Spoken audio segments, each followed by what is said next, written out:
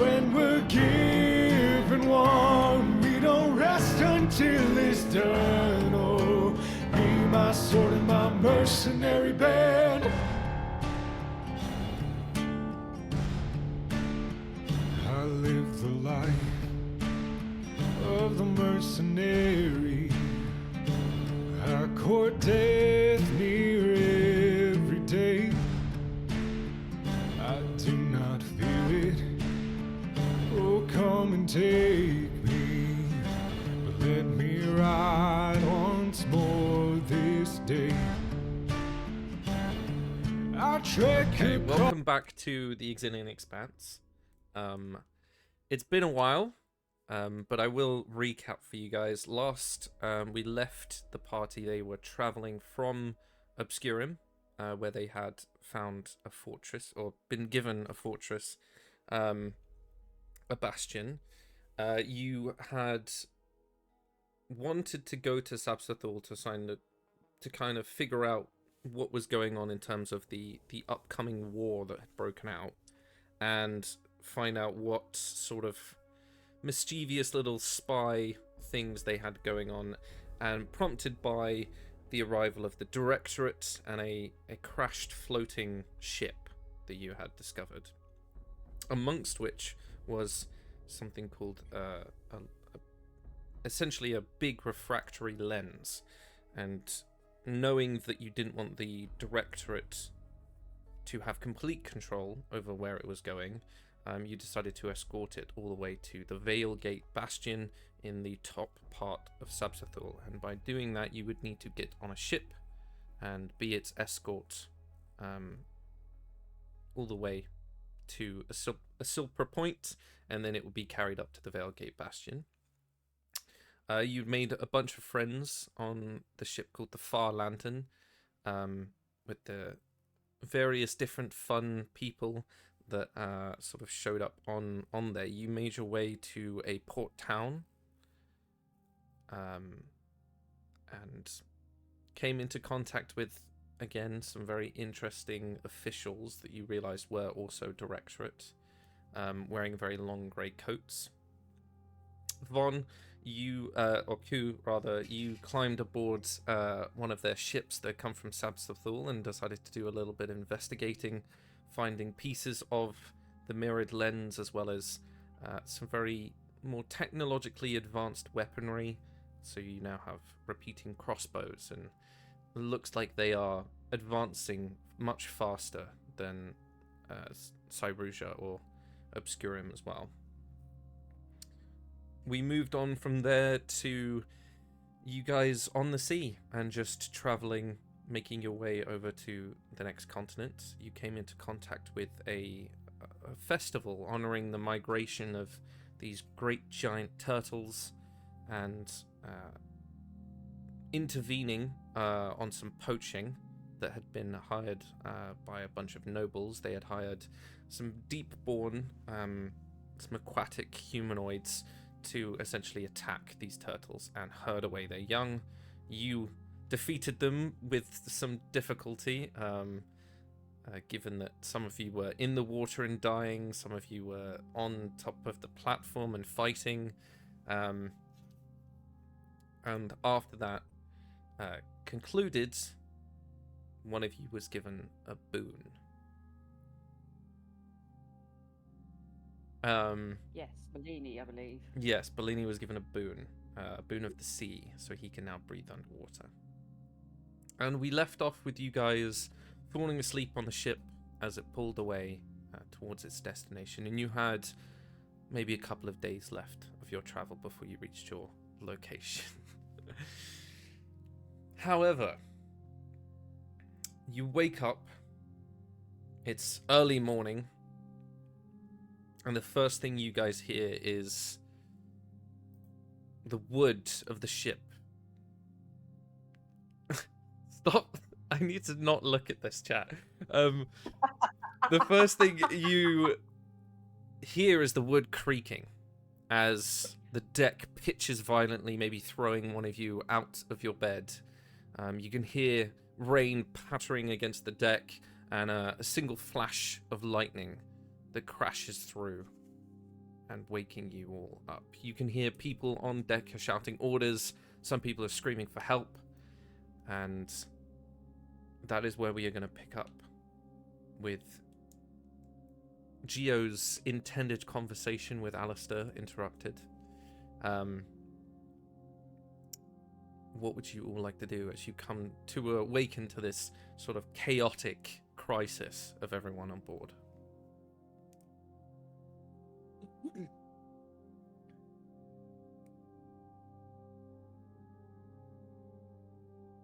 gonna go see what's happening. Okay. So Gio, as you run up on deck, you can see the crew is in disarray. The canvas of the sails has been torn as rigging is just whipping around almost like a snake. Can you make me a deck saving throw as you are the first to run up on deck?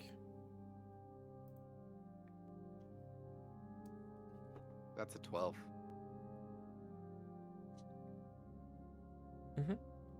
So you failed, but you didn't fail by much. You are quickly knocked prone as you take a little bit of, I'd say, 2 points of bludgeoning damage as a crate that was sat on the ship comes slamming into the side of you. You are quite big, so it doesn't really do much else. You are quickly knocked prone, and you can obviously right yourself up from there. For the other two, as you... I'm guessing... I've never really asked this. Are your quarters, do you think, shared? Or do you each have your own? I never really thought about it. I just kind of let you guys picture whatever you wanted. Is there even room for not shared quarters? This seems like a pretty packed ship. Yeah, it's very sleek and slim. I just never really thought about if... so I guess, yeah, you have shared quarters. So you guys awaken to Gio making, quickly running out, and then up the stairs onto the deck of the ship. I'll go ahead and follow. Yeah, I'll blink awake and follow after. Cool. Quite easy. You guys follow, and you see Gio get hit by this crate and sort of tumble on the floor slightly.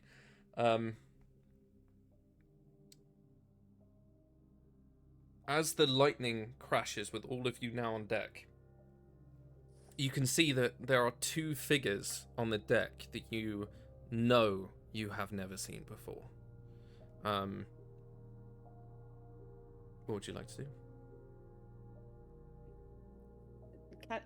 What do we see of them? Like, can we see what they're wearing, what they look like? Yeah, so they appear to be wearing sort of very long leather coats with very high collars. They appear to have hoods up, and that is sort of keeping them sheltered from the rain that's pouring down.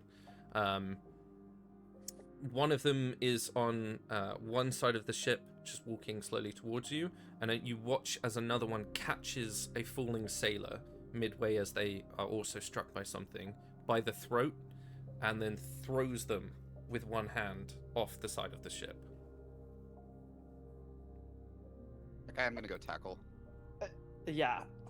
Okay. You said we didn't need Tailspire, right? Because we might. No.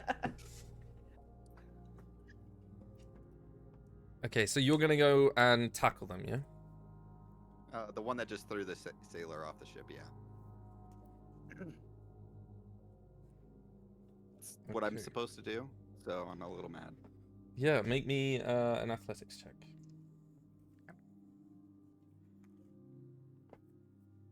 26.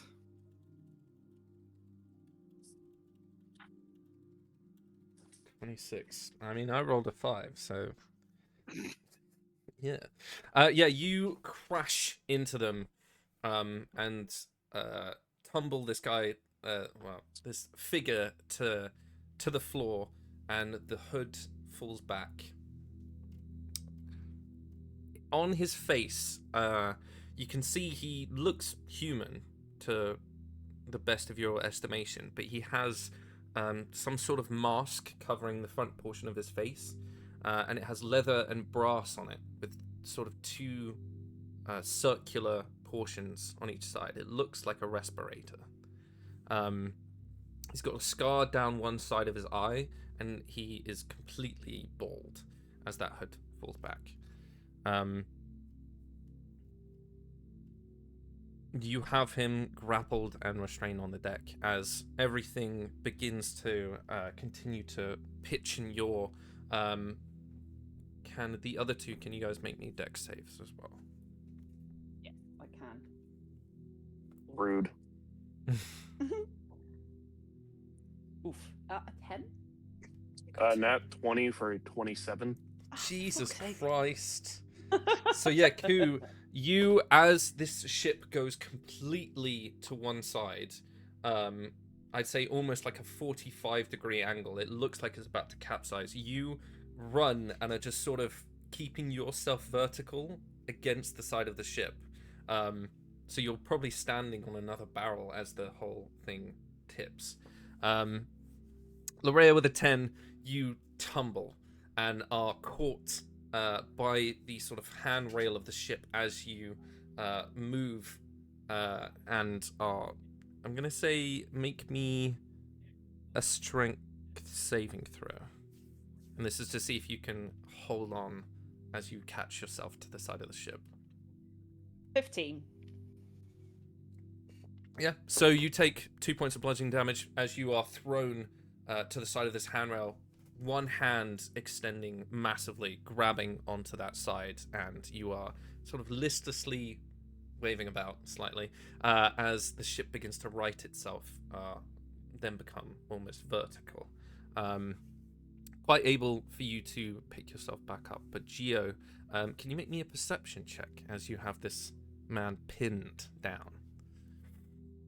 Yeah. Let's see. 22.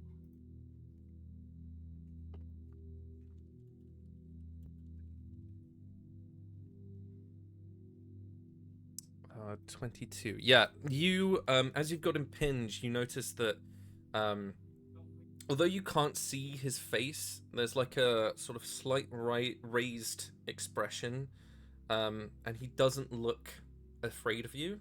And you can see that when you had caught him, he had something in his hand that he was going to place. And essentially you see, it looks... Make me a history check. I want to see if Geo, because this will very much inform. No? I rolled an 11.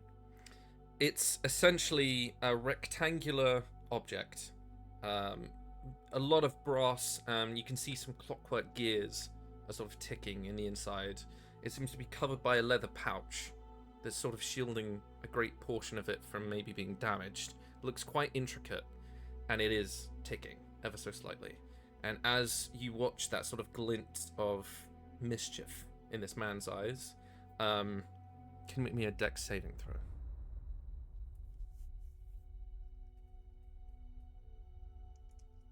Nine.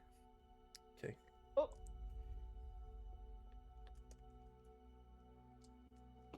Guys, I'm gonna get blown up today. That'll be your third Just time as- down in the campaign. Just another day that ends in Y for Geo.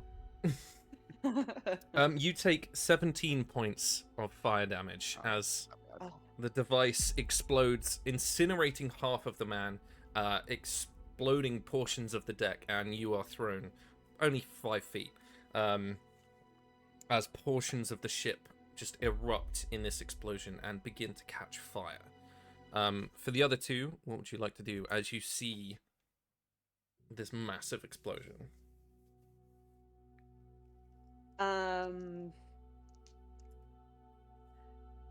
Okay, so going up to them might not be an option since things are exploding right now. What- Shit, I wanted to do something else. Sorry, where was the explosion? So I'd like to not go near that. So it was on the as you were looking at the ship, it was on the left side, and Geo ran over and tackled him because he threw the sailor off the ship. So the portion of the left side of the ship is now burning and exploding. Geo is on that side, and then you have this other figure who was sort of walking very calmly, even as the ship was moving back and forwards. You watched that he did something very similar to you, but you noticed that he just went the same way with the ship, almost as if he was stuck to the side. Actually, can I toss Larea a rope or something? Because she seems to be having a bad time. Absolutely, yeah. You noticing the barrel you're standing on, you quickly lash a rope and throw it over to her. That's very able for you to do. Larea, I would say you're almost getting yourself up and over the rail anyway, as the ship rights itself. So, is there anything you would like to do aside from pull yourself with the rope? Yeah, I'll climb back up, and I don't have anything useful. The only thing I can really do is just straight up attack them. I don't have anything to help with the fire. Well, I can add to the fire, but you know. I'll just shout at them, like, what's going on? What do you think you're doing? Okay. As you shout that, the two of you, because Gio, you are trying to recover, the two of you watch as he lifts a hand up, and you can see a very compact, very familiar looking crossbow in his hand. There is a glimmering, round, circular object on the end of the bolt, and he has it aimed at Larea as she's shouting that. Ku and Larea, what are your passive perceptions? 11. Okay. Gentleman's 18. Jesus, I knew it was one of you. I just couldn't remember which one. Of course it's Ku. Ku, as you sort of watch that happen, the lightning flash in the background again. I mean, I do have it. It's there it is. That in the background, it lights the rest of the sky, and you can see that portions, as I said, of the ship are very damaged. There's one part of it on fire, but what catches your eye is in that strike in the clouds, you can see a massive balloon and the deck of something else, and standing at the prow, and you can see long trailing lines of cable from it that are slightly near to where the ship is now. Standing at the prow, you can see another figure that is sort of looking down, and it's almost as if they're making sure what is happening is happening. The guy hasn't fired yet, so it's up to you guys on what you want to do. I'll take a dodge action. Okay.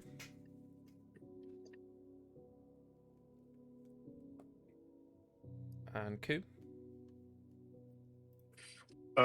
Same.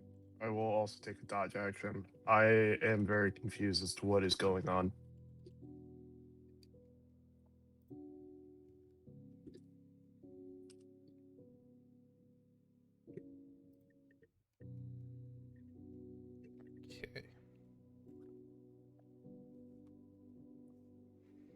Okay. Yeah, both of you make deck saves with advantage as you have taken that dodge action. As that crossbow bolt is loosed. I was going to say looted. That's not right. Loosed. I'd say because you guys aren't really near each other, it has a very wide blast radius. But you watch as it hits, thuds into the probably the captain's quarters. Those doors impacts, and there's a moment where you sort of pause to see and then the massive eruption of fire. But yeah, you can both make deck saves with advantage. 12. With advantage? Mm-hmm. Oh, okay. Just a little 25. Oh, just a little one. Do you have evasion yet? Or what, it's not evasion. No. That's a monk. The other one, I can't remember. No, rogues do get evasion too, but that's level 7, so I don't think I ever get it. Not yet. 13 points of fire damage for Larea, and 6 for Ku. as that massive explosion erupts, splintering wood flying everywhere. It's at that point you realize that this ship is indeed beginning to sort of sink down. Geo, what would you like to do as you have picked yourself back up from that explosion? You can see the corpse of the man, whomever it was, has no legs. So it is just the upper portion of the body. I'm gonna go steal his mask and then throw him off the ship. Okay, yeah. You place a massive hand over his face and rip that mask off. Very easy for you with the other hand to sort of pick up and toss his body off the side of the ship.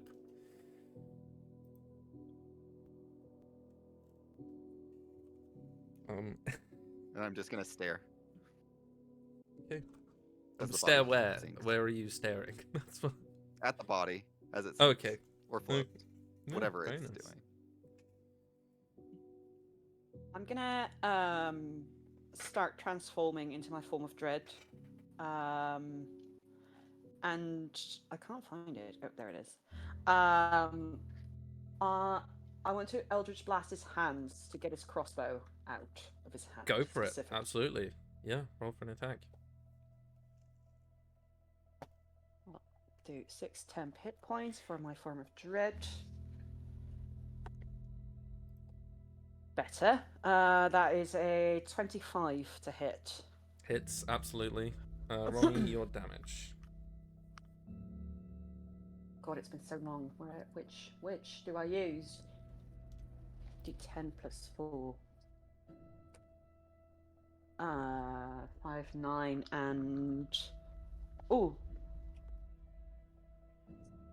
9 force damage and 2 necrotic. Okay, 11.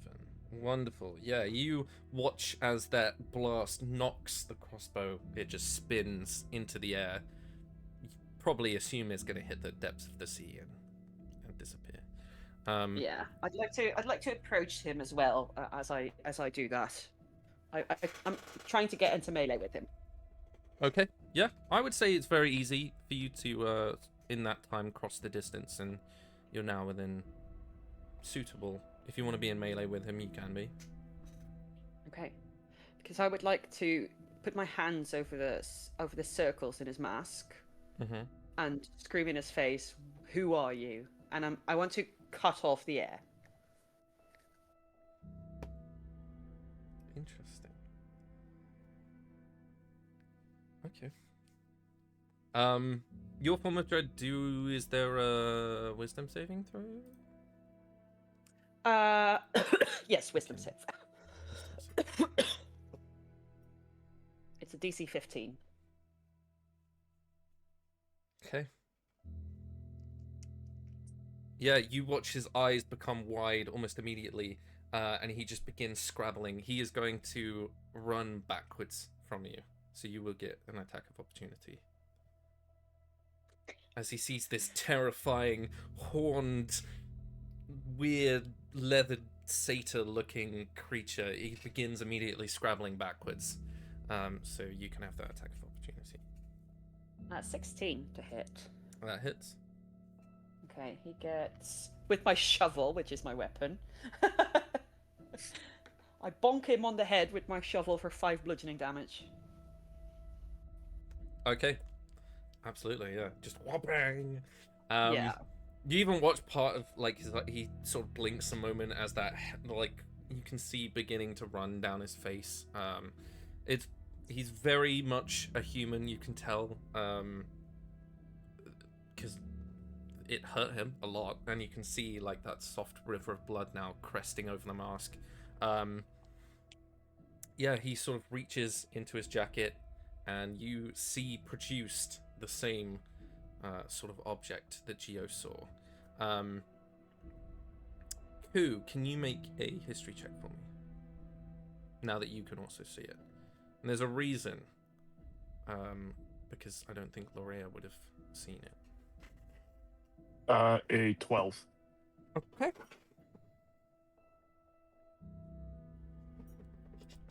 I mean, it looks familiar. You can't place on why it looks the same to you.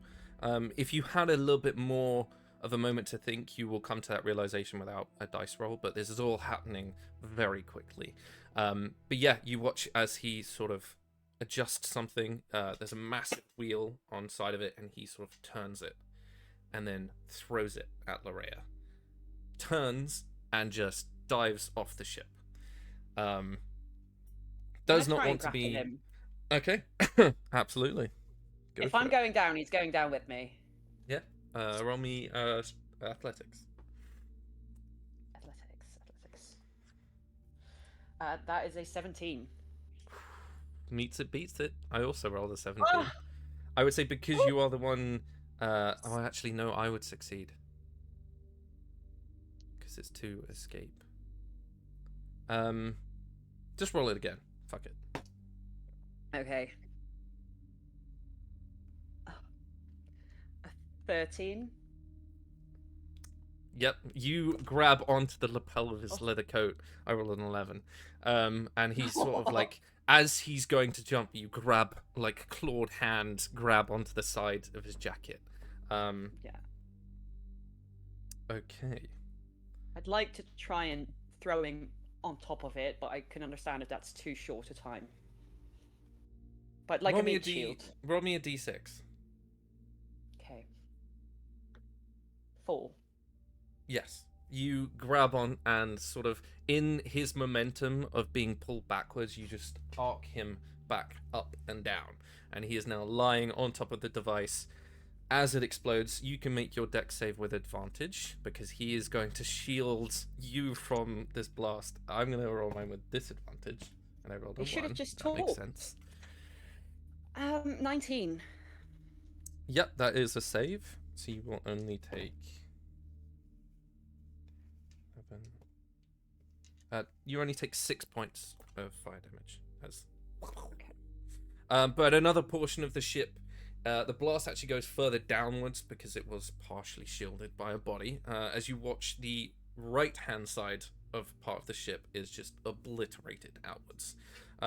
Is then a point that the front portion of the ship begins to tilt, and you watch as a rushing water begins to come very quickly towards you, Larea, as you are probably the furthest on the front of the ship. This ship is going to sink, so you guys will need to tell me what you are going to attempt to do to either stay together or make sure you don't get caught in the current or the crushing weight of the ship as it falls. What would you like to do as you all know that this ship is going down? It's not like it might survive. It's going. Are there lifeboats or like a skiff or anything? I will find out for you. That's a 6. Yes, there are 2 skiffs that they keep. They usually keep one on the far rear hand side. It's lifted up above the captain's quarters, mainly so it doesn't have to look at a rowboat all the time. And there's another one that's kept on the right hand side of the ship that is just, and I'd say it's intact. I will run to the one on the right hand side of the ship and start to prep it to the extent it needs to be prepped. Yeah, I mean, you've seen the crew go about things. You know how this works. Very much able to. For the rest of you guys, what are we attempting? I will make my way to the skiff as well, but I'm gonna try and help people that are like limping because they got damaged towards the skiff to get as many people as we can off board. Okay. Make me roll me a d12. Okay. 6. Okay. You manage to maybe 3 or 4 of them are quite able to. They're sort of holding some injuries as they're making their way. You watch one of them has part of his leg blown off, and the other one is cradling like some portion of his chest. So you are just helping like one arm underneath and helping hobble them towards the skiff. Gio, your companions are are ushering people onto this skiff, what are you going to do? Do we need to worry about Bellini being under deck sleeping? I would say, let's find out. What was he up to? He can breathe underwater. He's fine. I can breathe underwater unless he turns into a crab. I would say, Got the boon, right? Yeah, he literally just got. yeah, he that's just the got thing one. that Yeah. lets him breathe underwater. I would say that. So I rolled a d6. I rolled a 1. He was a little bit slower than the rest because it was all very like chaotic. Everyone was like one after the other. We're gonna go up on deck. You know that he was still down there, and that is the portion of the ship that is now completely underwater. But you also know, like they've told you, is that he can breathe underwater, and he can, like you said, turn into crabs and stuff. So you figure he might be all right. So no, you wouldn't need to worry about him. I'm just gonna go help Lyra pick up the disabled people and throw them in the skiff. Okay. Yes. Yeah, because that is what you do. Quite able for you guys as you quickly all pack into the skiff. Ku hits part of the rope and it drops almost suddenly onto the ocean. Who's taking the oars? It would be my question. I will. Okay. I agree. As Geo begins, this skiff moves probably more rapidly than you've ever seen. As this giant hippo, it is sitting quite low in the water because of how much he weighs, but it is moving at some considerable speed as it begins to pull away from the deck of the ship. You can still, Ku's the only one because he hasn't made you aware of it. The rest of you two, you can still see that Zephyr in the air, as you watch.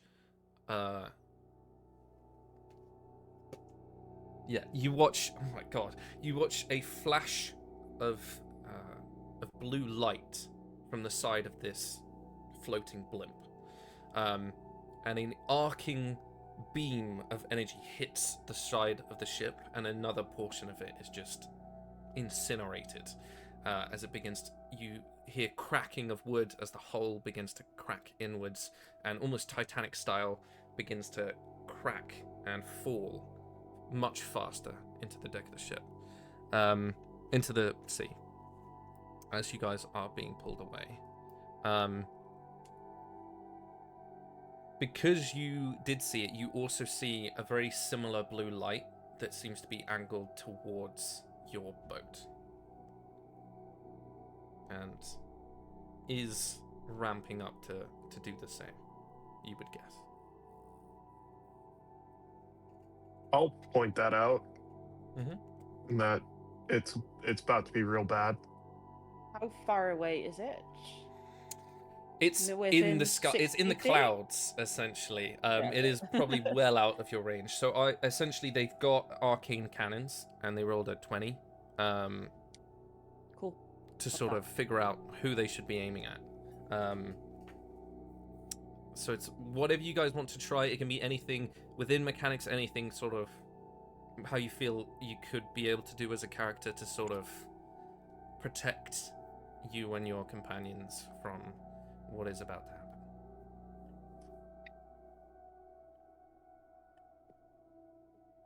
Well, my only attempt was counterspell, but it's first of all cannon and it's far away.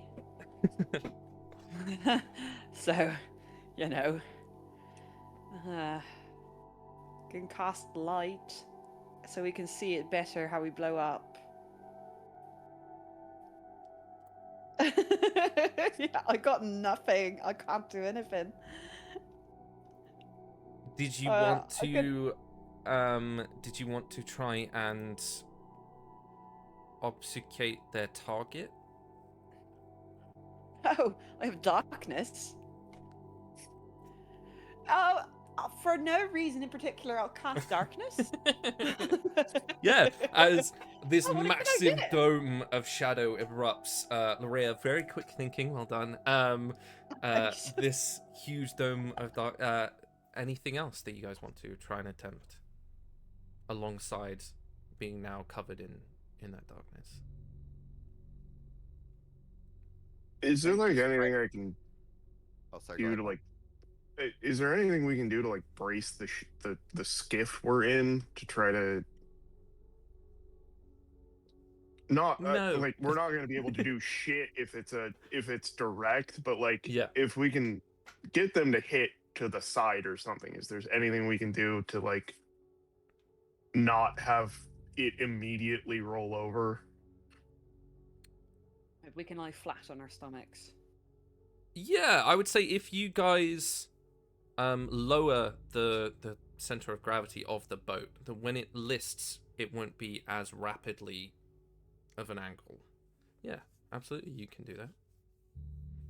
Yeah, I'll start grabbing everyone but Geo and slamming them onto the deck. Anyone I can reach. Okay. Gio, are you, aside from just rapidly Just rowing as fast paddling? as I possibly can. Yeah. Amazing. I can't see anything though because of the darkness. But That's you. I mean, you were still facing in the same direction, so you just as long as one arm isn't massively bigger than the other, and you just go in a circle, which I don't expect. Gio, make has sure no that need they're to equal. roll, Yeah, So Right. he's ambidextrous. We've got it's Alistair fine. now. Yeah. Very able for you guys to do as you, Gio, you begin that skiff moving at some incredible speed, Lorea throwing up that shield of darkness, and everyone lowering themselves. You feel the impact as it hits the water, the waves throwing everyone about, the skiff sort of juggling. You take no damage. It's very well done. And you can't see this as the rest of the ship is just sunk into oblivion. I will say for sort of audience view, you do watch one, not, I wouldn't say he's large, one small shape sort of exit the hull of the ship underwater. You also see two sort of very feminine, slim figures. One of them sort of picks the other in their arms and jumps sort of very swan-like into the sea, which you know as the first mate and her deep-born girlfriend.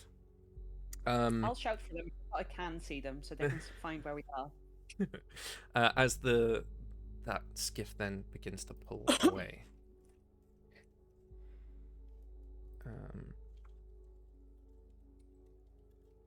Can someone roll me a d4, please?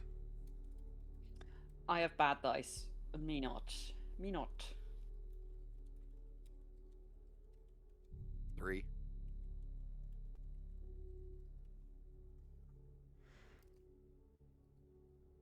Okay. Even with everything that's happened in the lightning strikes and stuff, the darkness is only 60 foot.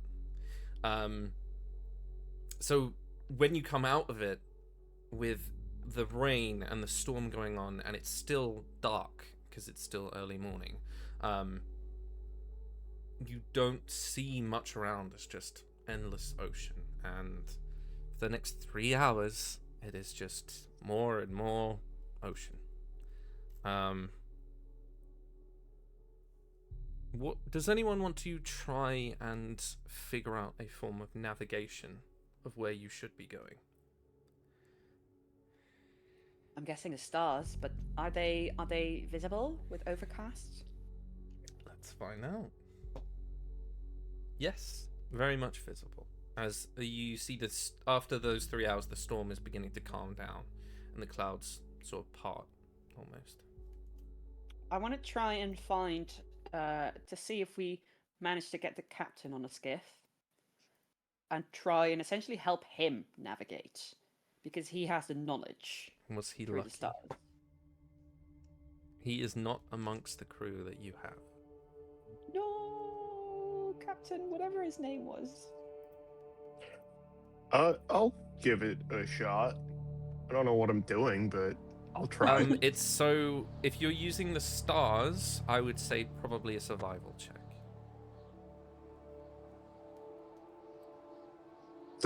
It's a great 4. Like I said, I don't know what I'm doing. No idea. You've read it in a book, and it would make sense. Like, you know the theory of it, but you can't like figure out a central point to fix upon to then work out where you should be going.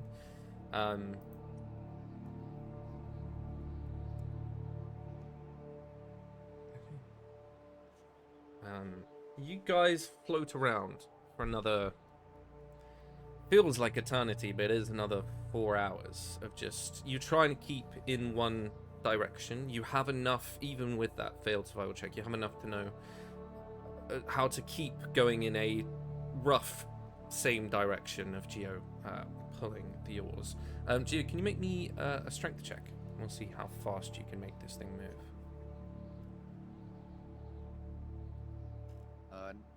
20. Not natural. Okay, very good. Yeah, it is moving pretty quick. You do notice that the way that everything's moving is that you're moving with a current as well.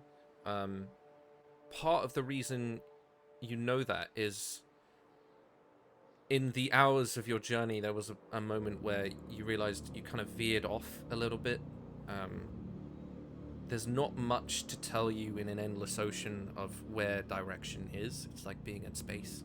But I would say that you see a piece of timber floating, and you know from the sort of collection of it and the jagged edges and stuff that this is portions of the ship that are also following a very similar direction.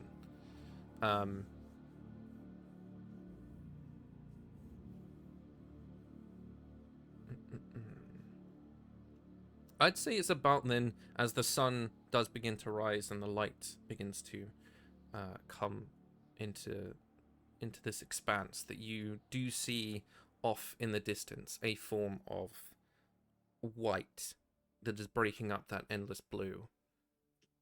And you would guess that maybe that's waves crashing on a beach. And you are able to sort of angle yourselves in that direction. What would you guys be doing as you are seeing that sort of glimpse of hope on the horizon? I'm gonna very, very inconspicuously out loud praise Ashir. Sort of like, thank you, Ashir. Like looking around if anyone's seen and heard it.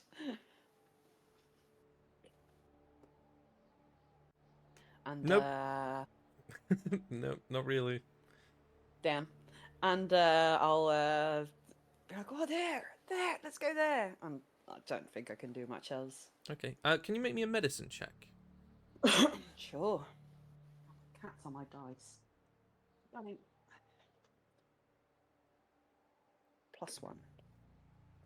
+1. What can I get for a 2? During the course of your travels, the man who lost a portion of his leg has almost bled out, and he is fully unconscious. And you're not sure how you can help. A missing limb. Yeah, I probably wouldn't have been smart enough either to try and stabilize the wound. So I'm just kind of like, oh, well, I tried, and just give up straight up.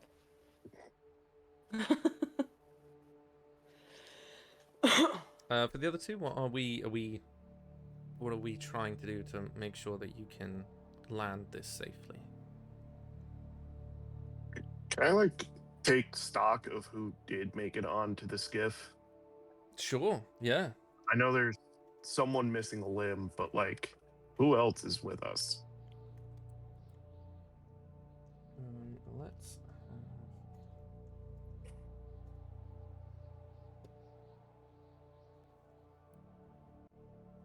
you currently have the cook, very good to have. The quartermaster, and 3 other crew members who I have not named. But you have 2 that you very much recognize, and the other 3 that you've just sort of seen. They're just basic crew. I'll do what I can to like calm them down. Try to keep everyone quiet as we approach whatever the hell we're about to approach. Okay, make me a persuasion. Sure. Well, that's not good.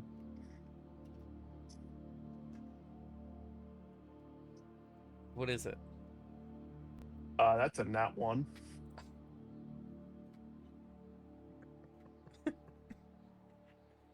Of course.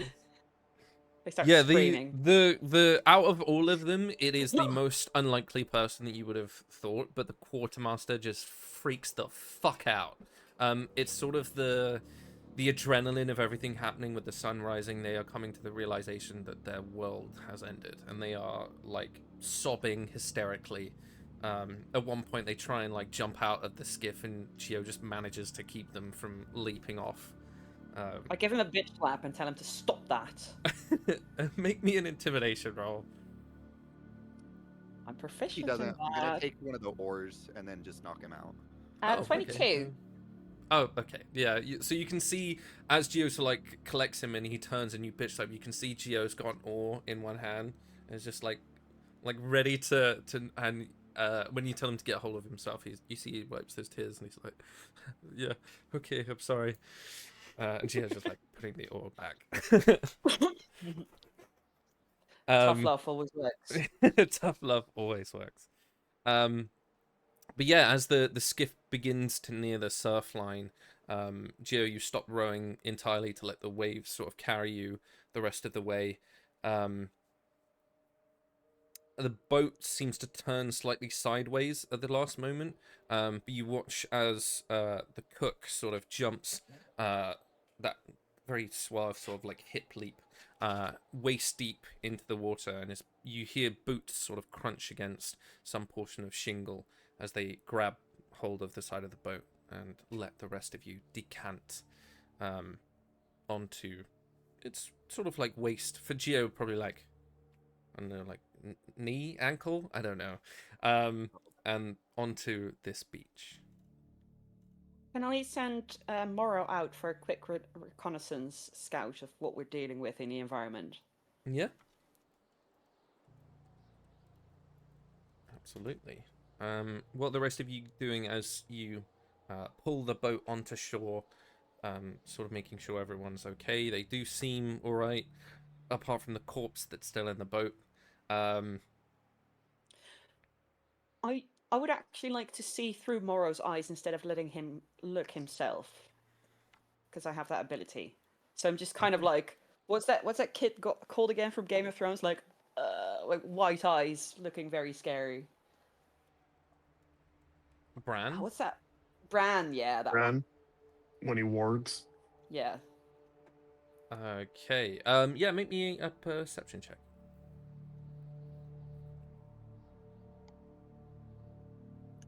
Uh, 16.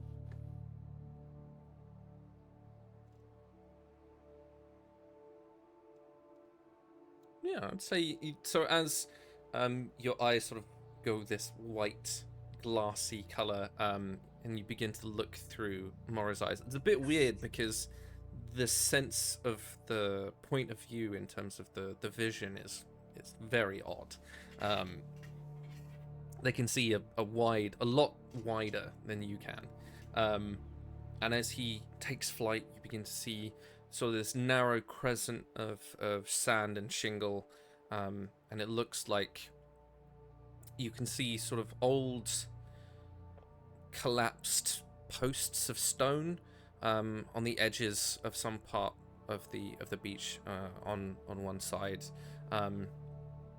You can see that the part of the coastline rises into cliffs, and then on top of those cliffs are just tons and tons of long, tall pine trees.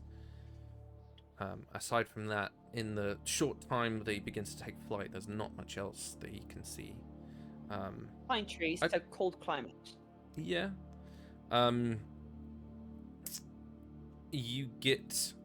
I'd say with a 16, you can see in the distance, you're guessing maybe towards southeasterly direction, there is like a long plume of smoke trailing into the air. But aside from that, not much else. Okay. I'll tell the others that while I'm doing that. Just sort of like saying out loud what I see, brief them on it, and then I'll recall Morrow.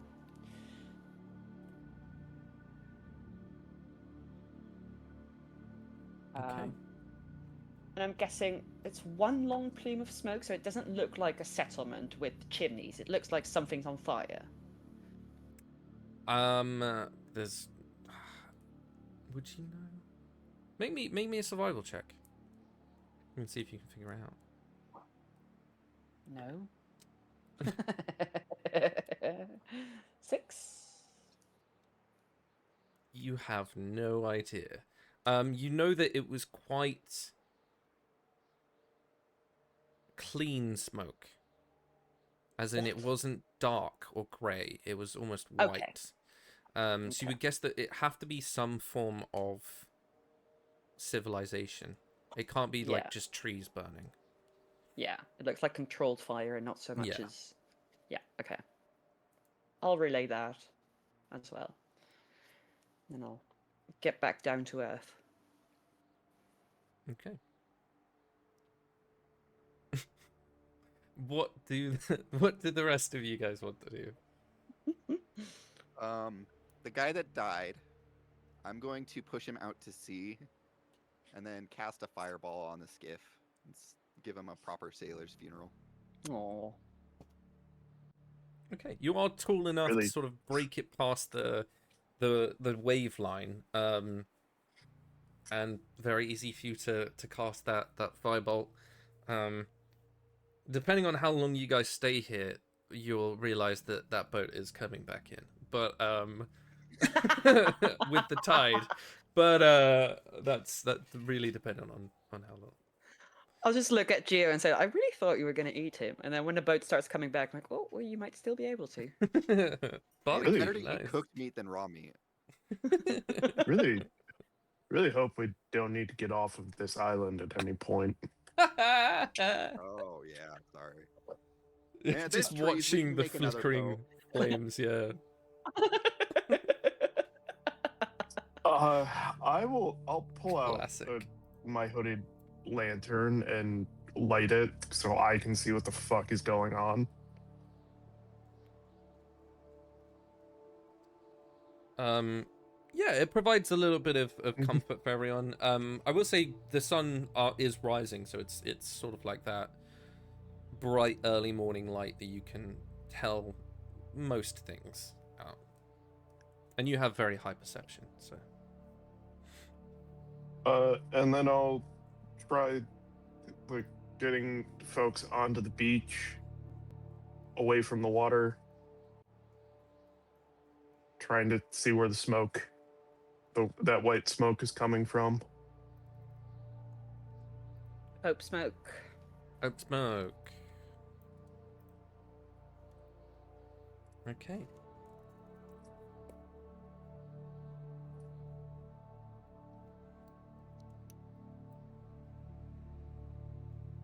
You would guess, like I said, as a southeastern direction, you can't tell distance-wise. You'd know that it's more than an hour's walk to get wherever that smoke is. But yeah, you can tell sort of the rough direction.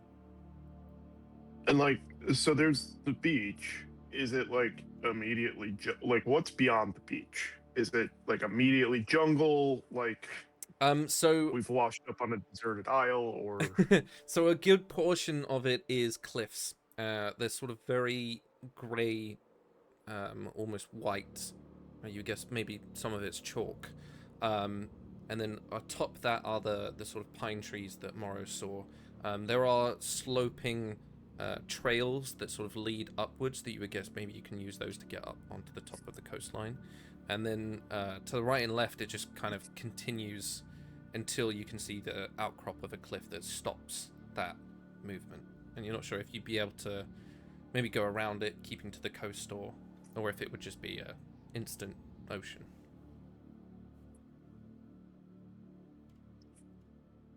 once I've helped as many people as I can onto like the beach, I'll turn to the other two.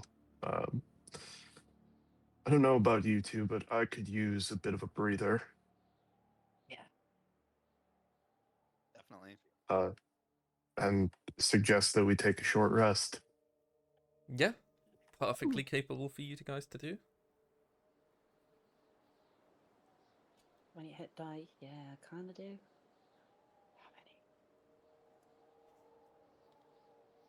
I'll take 2 hit dice. Wait.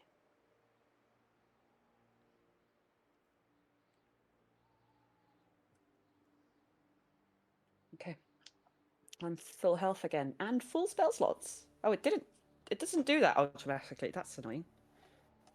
It did it anyway.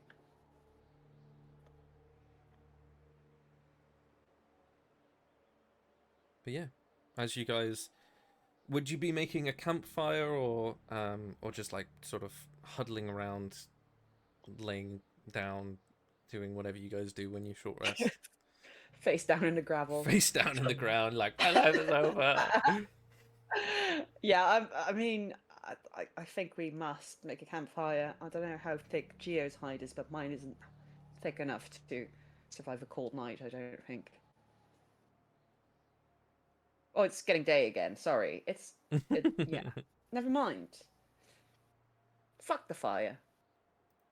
I'm just gonna go out on the ocean and then just let it like push me back into shore and then pull me back out and push me back into shore. Very nice. Very it's kind of depressing. Geo's just on holiday. Yeah, he's just like woohoo. Cool. Okay.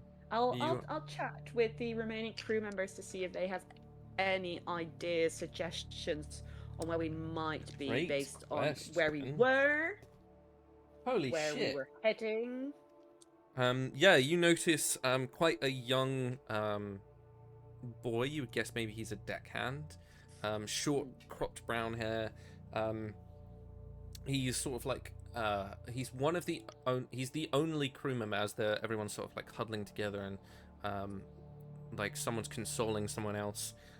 He's the only person that you notice that is just kind of like standing with their eyes to the heavens, and they look sort of like puzzled with like that sort of gormless look on their faces. They're like mouth open, looking at the sky. And as you approach and ask him that question, he's like, "Yeah, no, I do know where we are.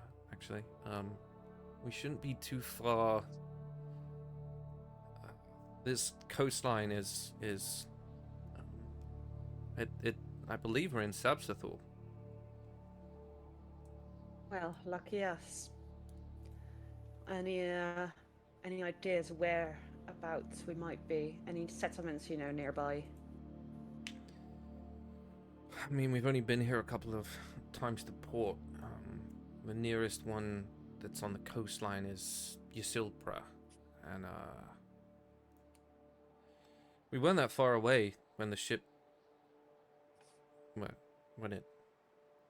Yeah. Sank? Yeah. Yeah. And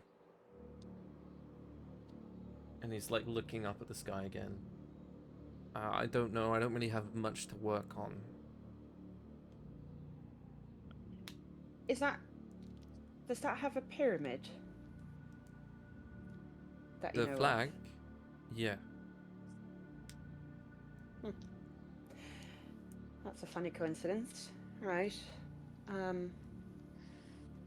Might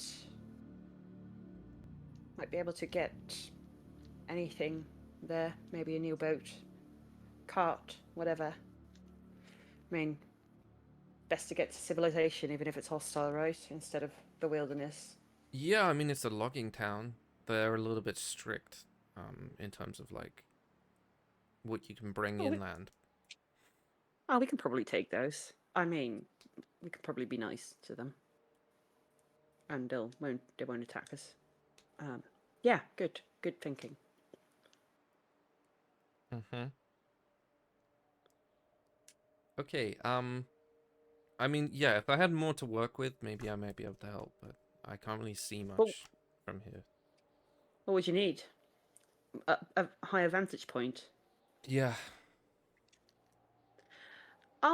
I'll summon Morrow again, and I'll explain to the boy, like, I can see through his eyes, and I can relay it while I'm doing it. So I can't give you the vision, but I can give you as much info as I can. Oh, From the sky. yeah. Yeah, I can sort of describe what it looks like. I'll link up with Morrow again, and once again, it looks horrifying, as is Lorea's fashion. Like it's really really awful to look at while it's happening. As Mora just lifts off into the sky. Okay. What is the distance that you can link with Mara? Let me check because I'm not actually sure. I don't know this. Not either. I don't know. 100 feet. Okay. Yeah.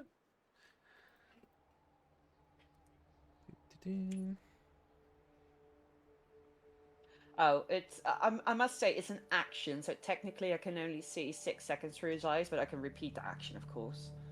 And I'm blind and deaf in regard to my own senses while I'm doing that. So I can speak, but I can't hear the boy. Nor see him because, I'm seeing through Mora's eyes. Can you make me a perception check again, using Moro? So it'd be whatever Moro. I think he's a crow. He's a raven. I'm going to raven, find I the can't stat remember. block. I don't know. I'm guessing crows are available. I just didn't Yeah, pick it. that's why. Because I remember I used to have the. I didn't think they had raven. They might do. It's just a plus. Oh no, it's a +3. Never mind. 15, and his passive is 13. Yeah, no, that's fine. Yeah, you as Morrow, you can hear sort of the cry of gulls, and in the distance where that smoke is, you can hear a little bit more of something peals on that horizon, and you realize that it's the sound of a bell ringing. So you know for a fact that it is some form of town over there. And as you come out of that vision with Morrow, this kid has been rambling the entire time that you've been gone, because he either completely forgot or you didn't tell him that you can't hear him. And as you sort of come out of that, he's like, and the harbor's pretty cool, and it's like set on platforms where they can lower the wood onto ships, and they've got like this big lighthouse with a bell that rings, and as you come out I of just it, give him a it's just death like, glare until he shuts up. Oh, okay, sorry. Was there anything else? Oh. Did you figure out where we were? Yeah, I mean, if that bell's the same one, then we're like 2 hours away from a super point. Perfect. And I'll get a big smile on my face, and I'll slap him on the shoulder. You are now our head navigator. How's that for a promotion? Wow, really? Yes. Oh, okay. Yeah. That's a lot of Well, come on. responsibility. Gather the troops, we're going. Yes. And I'll just give Yes, him a little ma'am. shove towards the rest And you of the see group. like a half he's like not sure. He's like, "Yes, ma'am." Okay. And just begins pulling at the quartermaster, who is a very big guy, just like pulling him by the leg. Still crying like a little bitch baby. Hey, real men cry, okay?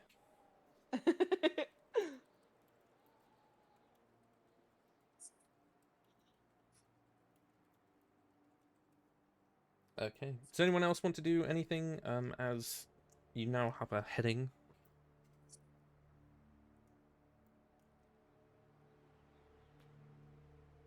I'll just be surveying the cliffs, the path, make sure that there's, no nasty surprises waiting.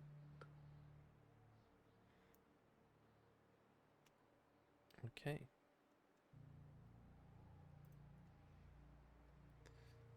Yeah, as you guys make your way up a small slope to the top of the cliffs, and you begin to be surrounded by these very tall trees.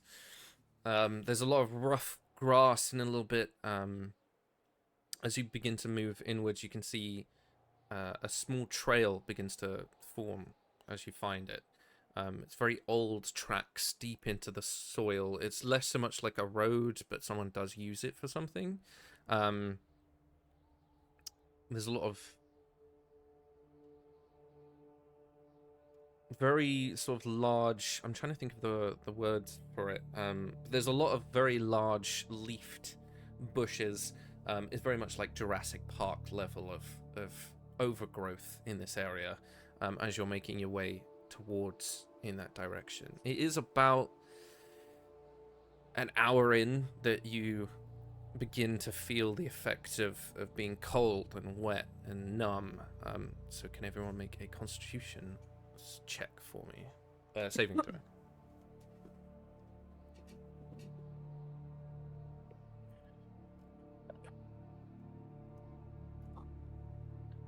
I didn't make it.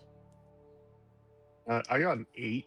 Do I get anything for having resistance to cold damage? Yes, you can have that- advantage. Yes, absolutely. Got a 23. Can I have advantage for being really fucking cool?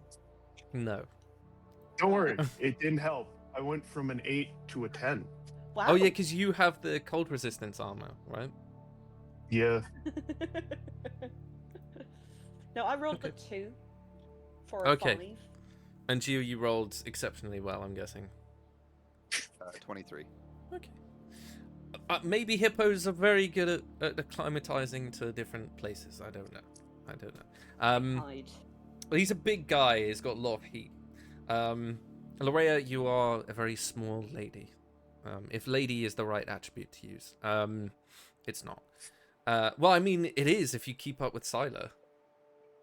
And technically you are a lady, but you keep saying you're not, so... And I'm the only one that gets to say She- that. She ain't doing anything ladylike with Sylar. Let's be real. The camera's cut out. Oh my god, I was so shocked. Go on, sorry.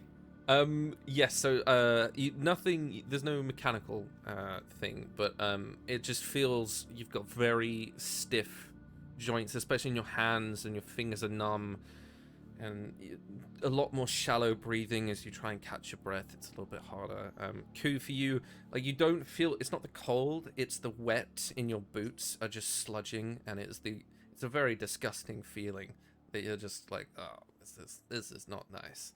And you begin continuing on your journey towards that. Around this time, about an hour in, you begin to see more of these sort of low stone markers that dot the route. A couple of them are very smooth and worn. There's not any inscriptions or anything on them. They just seem to indicate some portion of the path. You can see next to them every now and then that there's like half-buried timber posts, and you think maybe they have replaced them with this stone one. If anyone wants to, they can make a history check or survival check, depending on what one.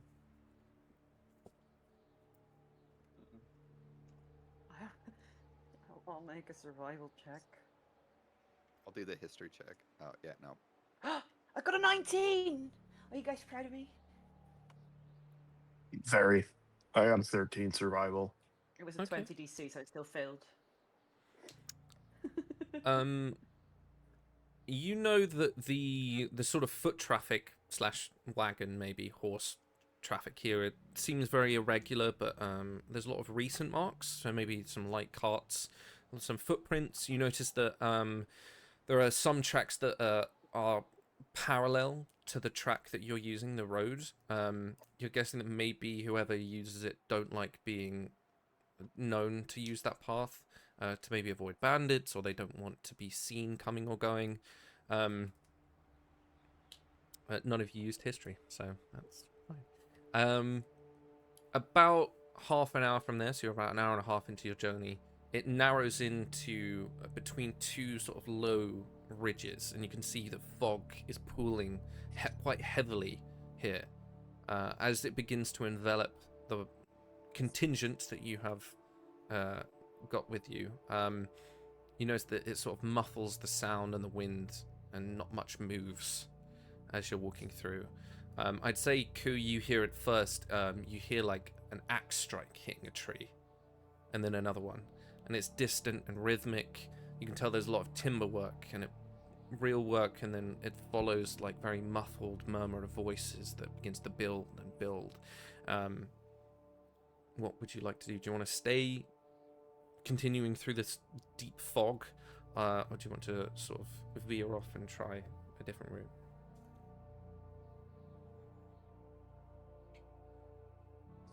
I think it probably makes the most sense to go towards the sound of the axes hitting trees. Okay. I'm assuming we're not about to walk into a bunch of good tree ants getting massacred, but if we do, that's... Damn, why didn't I think about that? Oh, Oh my god. I'm shit. You can still Ah. change it. You're Write the that down. DM. Write that down. No, you, as the fog, it's still quite low and heavy, but you do be able to, you are able to sort of, it fades out slightly, so you are able to start picking up things that are coming towards you. You see essentially like a work site. You see a lot of different figures wrapped in oilskin and wool that are chopping different fallen timber into very manageable lengths. This would be a logging spur. You can see a mule is sort of tethered nearby. It's quite a large camp, but there's not so much any form of building other than a couple of small shacks.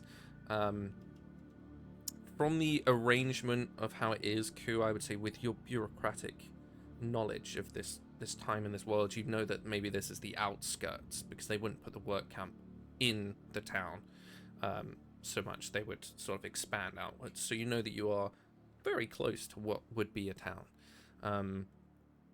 And you notice that one of the men sort of turns and looks at the group of you walking this way.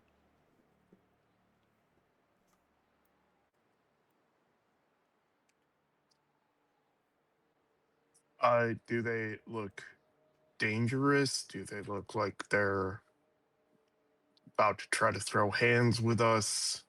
Make me an insight check. Let's see if you can spot that. 21. He was like midway through chopping something, and you see he's still got a hand on the axe as he sort of turns, but there's no threatening nature. He's just curious. He just heard you guys coming first, and he turned his head. No, he seems pretty open, and as he notices you looking at him, he's like, looks you up and down a little bit. And he's like, did the storm get you?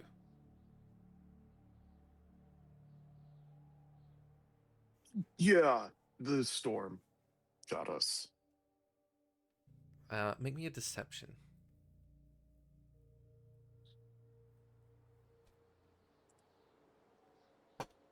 Can I help? I'm perfect. Oh no, never mind. I don't help. He can do it all on his own. If you want to say it's a something 20. that might help, then yeah. No, he's got it. Ku's Okay. very good at this. It's a 23. Very good. He had an 18. Yeah, he's like, sort of nods his head. It happens. I'm sorry. Did you lose anyone important?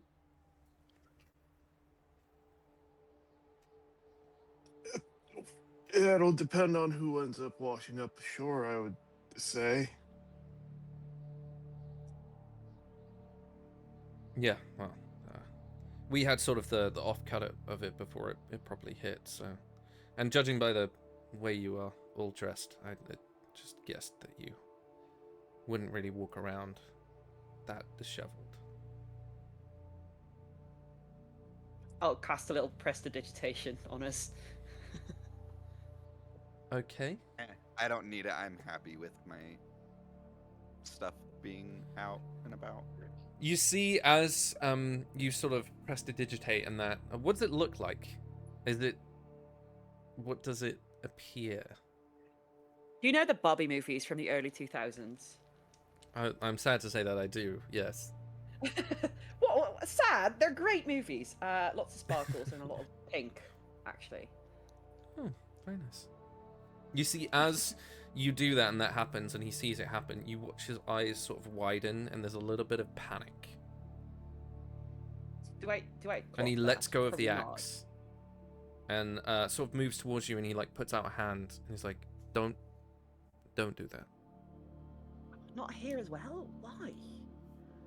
The magistrate don't like unsanctioned magic. Oh my. Okay, yeah, we'll be careful not to use. Unless you have a pass. I don't think the magistrate doesn't matter. Where would we acquire such a pass, if I may ask? Usually the city. Your city? No, we are a small town, dear. No, Astrofel. You have to go all the way to the city. Okay, do you happen to have maybe directions or a map that we could borrow? I can give you a direction. I don't really have a map to hand. That's fine. I'm sure we can manage with that. Thank you. And he sort of like looks up and he's like, "You just go east." Ah, that is definitely a direction. Thank you. Yeah. Just follow the road east. Okay, yeah, we'll do that. Does your town have a tavern or an inn that we might stay the night? I'm sure we don't want to leave immediately, unless my companions say otherwise. Yeah. Okay we to do. stay the night. Where the hell are we? Right. Yes. Shipwreck. This is the town of Ysilpa Point. Welcome. I suppose this is not quite the town. This is the logging area. You're in Sapsathul, friend. The greatest continent the world has ever known. Yeah. Oh, great. Cool. Okay. Yeah. Of course. So, praise be. Who do I praise here? Oh, we don't follow a religion. Oh. We just give thanks to the Great Council of the Pyramid. Praise be the pyramid people then. Yeah, that's weird. Don't say that. Right. I won't. We'll just be on our way to town then. Yeah. Thank you, Mr. What should I call you? Davis. Thank you, Mr. Davis. Yeah. It's just you won't get killed for casting magic. By the way, I don't. You look like a very nice girl, and I wouldn't want the same thing to happen to you. Thank you. The same thing as who? My daughter. Oh, what happened, if I may ask? Well, she's a magister now, but we don't get to see her very much, and you look like you want to stay together as a group, so. Oh, I see. They recruit magic users then. Is that what I gather? Yes, they have the great honor of serving the kingdom. What an honor that must be. Yeah, of course. Thank you for your advice. What's your daughter's name? Viola. Viola. What a lovely name. Yeah, thank you, Davis. Sir. Well, we'll be sure to stick together and keep it on the down low. You're very kind, very helpful. Much appreciated. The tavern's called the Lucky Toggle, by the way. Perfect. Thank you. Is your... Never mind. Okay. We'll go there. Keep yourself safe. And he picks up the axe and just, with a grunt, begins to go back to chopping up the wood. I really need to stop looking at the Discord, man. I just can't. I've got Ryan Gosling doing memes in the side of my vision. And we have a picture of Viola, actually. I was wondering if anyone would catch that. Oh, absolutely. I was going to ask if she was a lawyer, and I was like, nah, never mind. Look, we take inspiration from many places. Mm. That was actually just off the top of my head, and I was like, this will be funny. I wonder if anyone would catch it. 100%. That was a great show. But yeah, you guys continue on, and the town does come a little bit clearer. It still has that sort of low fog. If anyone wants to, they can make a survival. There's a lot of I'll make survival one. checks going on. If it went to fail, I can make it, but, you know. Oh, I got a 10.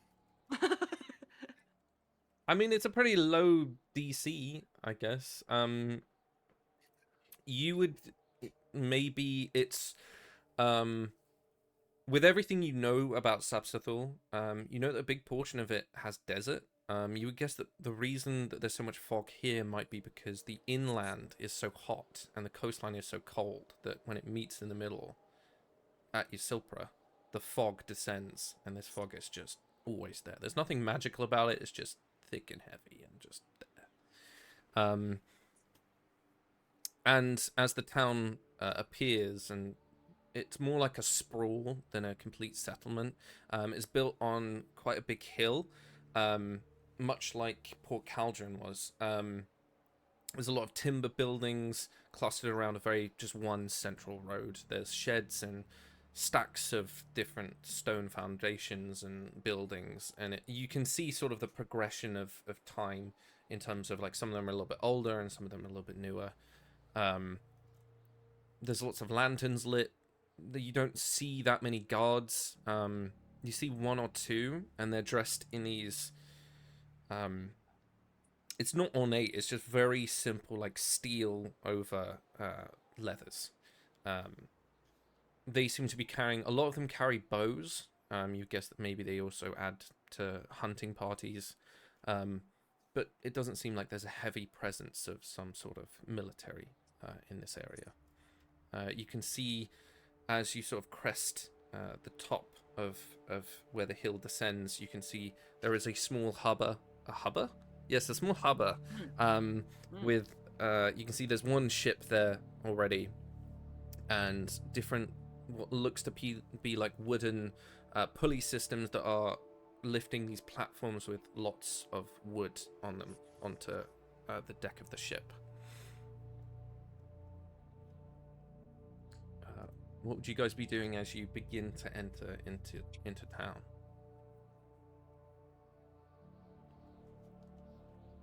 Just keeping an eye out, see who's around, see if anyone is giving us a bad look.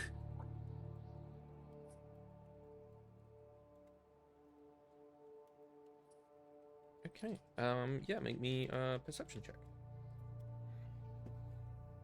And I will say you can do so with advantage because the other two would be helping you.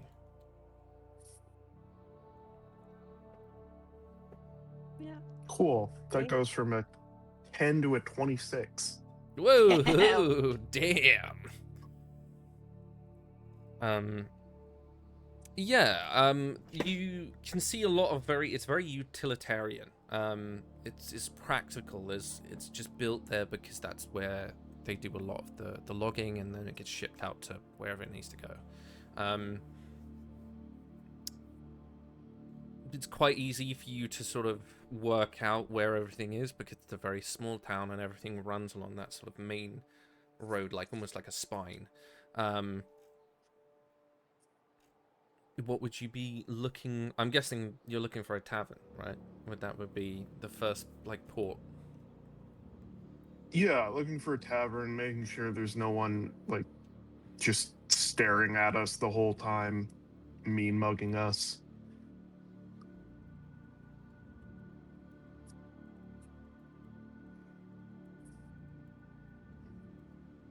Okay, yeah. I did also mention the tavern name, but I forgot it already. The Lucky Toggle. The lucky Lucky Toggle. That oh was it. toggle. Yes, I thought you said the Toggle. lucky turtle. No, it's the Lucky Toggle, like the toggle of a coat. Yes. The what? Okay, so on some coats you can have something called a toggle, which is essentially that like wooden. This is like English. There's the wooden thing on a piece of small rope that you hope. Oh you yeah, know, that you wrap around the loop. Yeah, that's to a Yeah. fasten toggle. it. That's Yeah. called a toggle. Ah, Yeah. that's fun. Also, Um, that's a sea. That's like a coastal thing, not necessarily English, because it's meant to be able to be undone Yes. with thick gloves. See, he knows. He knows. Well, I'm sorry. It's just a lot of Sorry England for is being a foreigner. coastline. um, Yeah, especially I where mean, I I didn't live. know it was called a goddamn toggle. Yeah, that's what we call it. I don't know if they call it the same in America, so couldn't tell you. But yeah, the lucky toggle is very obvious what it is. It's quite a large building that's just off from like the spine road. It leans, it's leaning slightly in the way that it's been built because it's all set on a hill. It does sort of lean ever so slightly. Big sort of timber wood building, which would make sense. And the sign is just a plain blue background with like a wooden toggle on it. You can see that there's a couple of people sort of standing outside. You've noticed that no one is giving you any bad looks, even towards Geo. They sort of like look him up and down, then there's a soft smile, and then they just go about their business. Or worried about people smiling at me, because that never happens. But you're a nice girl too. But yeah, as you approach, are you going straight in, or is there anything else? I'm probably just dumb, but I don't know what I would be looking for at all. Yeah, I'm just No, gonna it's go in and perfectly start fine. drinking. You guys push your way in. You notice the door slightly sticks a little bit. You guess that maybe the wood's swollen because it's very damp here. And it groans inwards. Couple of heads turn as you enter, and this sort of warm, smoky atmosphere hits you. You notice a very large hearth at one point of the room. And it's that warmth sort of like settles into the aching joints and soaked clothes that you've grown so used to in the couple of hours.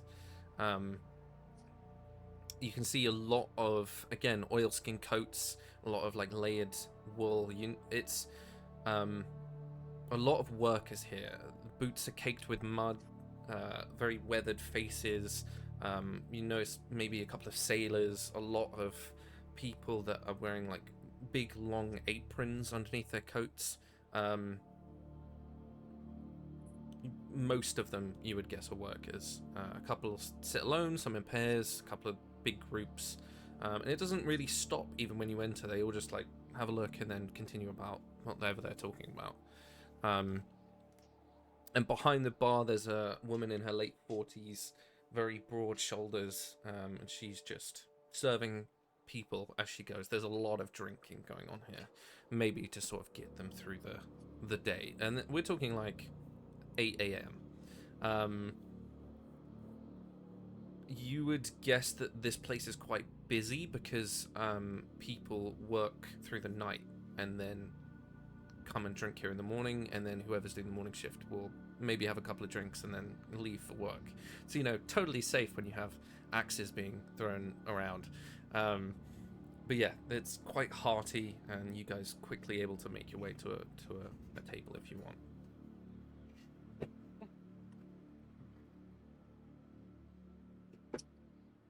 Let's do that. And I'll go up to the bar and order drinks for us, and I'm gonna get something spicy or something that hits a little harder. Okay. A little dragon whiskey or something. Yeah. As you sort of ask for whiskey, you see she reaches up, and there's a bunch of these bottles that she picks up. It's like a big green bottle with a massive cork. Sort of pulls it off, pours out a couple of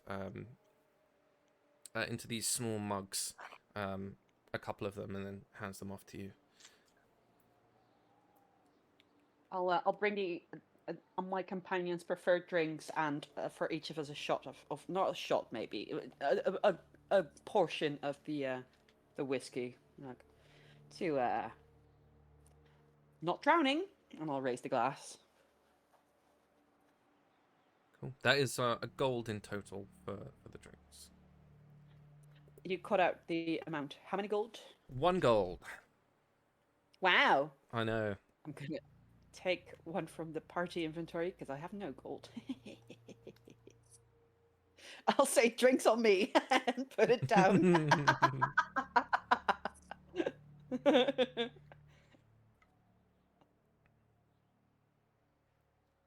But yeah, as you're all sitting around, is there anything you guys want to do or look for or talk about, or what are you doing as you sort of settle in?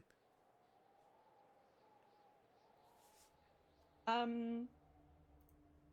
think we'd probably be, or I would like to discuss strategies because we have the direction to a place where we can ask if we want to, if we even want to bother to do that, ask permission to use or pass to use magic.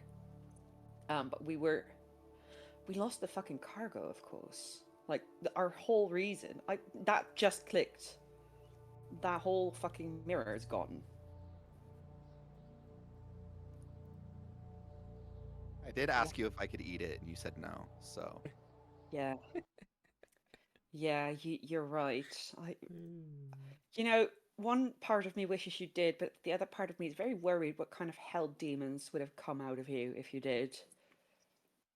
probably tiny little hippos that would just torment and pick on everyone. That's just procreating for you. Yeah, I mean we can ask for a pass, but honestly, have we just not just failed our mission? Shouldn't we just try and get home? I mean, we're here. We might as well explore. I'd like another captain's badge if we can. That's very true. I'll just drag like by the sleeve a random patron. Like, do you guys have a guards captain here? Yes, we do. Do you want me to go get him now? Yes, that would be lovely. All right. Can I have a drink? I'll pay for it this time, and I flip him 1 gold. Thank you very much. And he you see him sort of gently stumble over to the bar. She pours the same, takes a swig, and sort of wobbles his way out the door.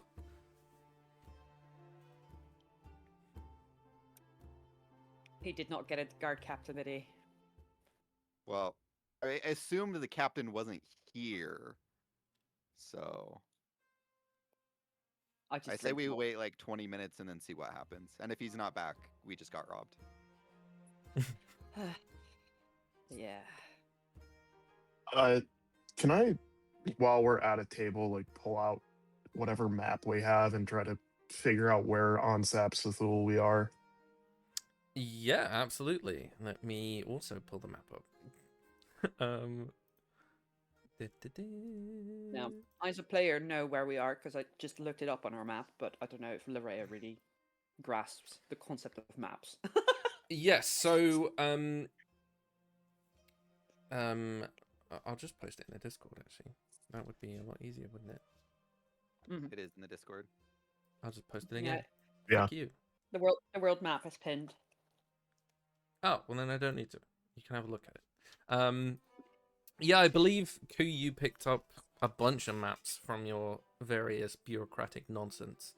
So you'd know that a Silpra Point is above Lancoon, and sort of eastwards of where you set out from Obscurium, and it was where you guys were meant to be going, and then from there you were meant to follow the road east and then go up to the Veilgate Bastion.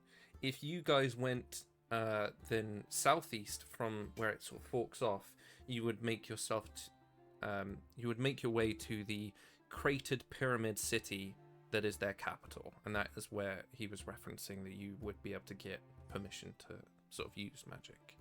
But yeah, you're on the furthest western sort of part of Sapsathul. Do I get an idea of like how far away all of this is? Yes, very far. It would be the same distance that took you from Cyrusia to Obscurin. About that same time. To the crater city or to the other place that's not on the map? To let me get this right. To the Veilgate Bastion. Got it. So it'd take you probably half that to get to the capital city.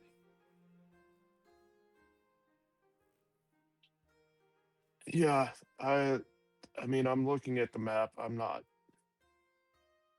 unless we want one hell of a swim to end up on the other side of some mountains, I think we're gonna have to head east regardless. Maybe we can get more info from Worm Shadow. Yes, Worm Shadow. Yeah, sounds like a plan. Yeah. We'll do that.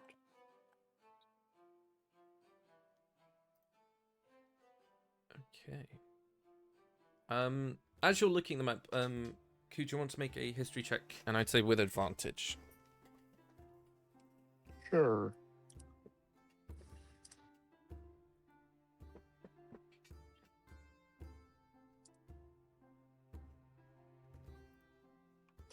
It's 16.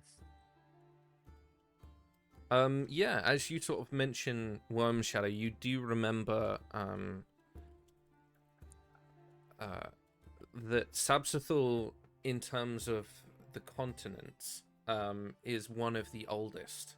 It's never really Astrafel has been one of the longest reigning cities, whereas some of the others have fallen and come, and new ones have been built up. And aside from the elves in Exillian, a completely different continent, this is the oldest city that exists. And Worm Shadow was given its name because the valley dips down, and it's like a very big town slash city.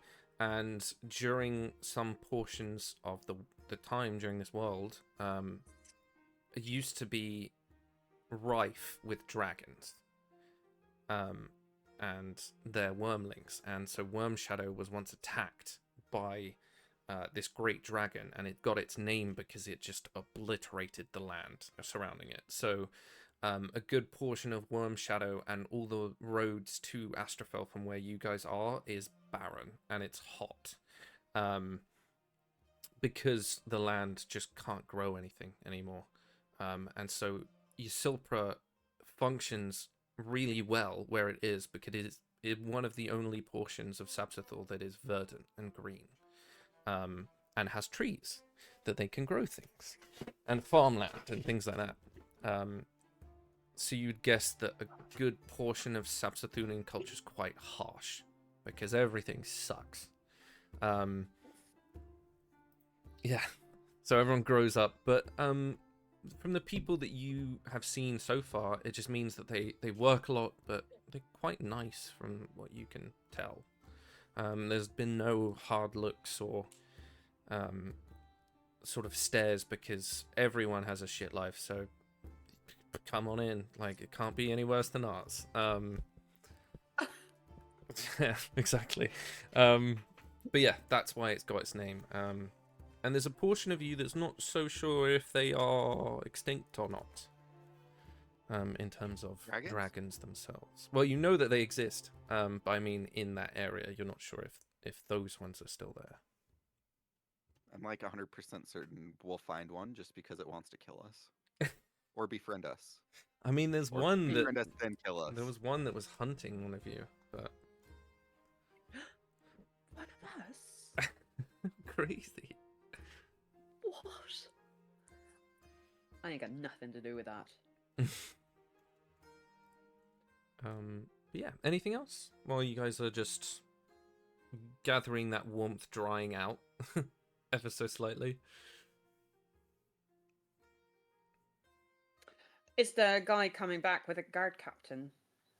Great question. Let's find out.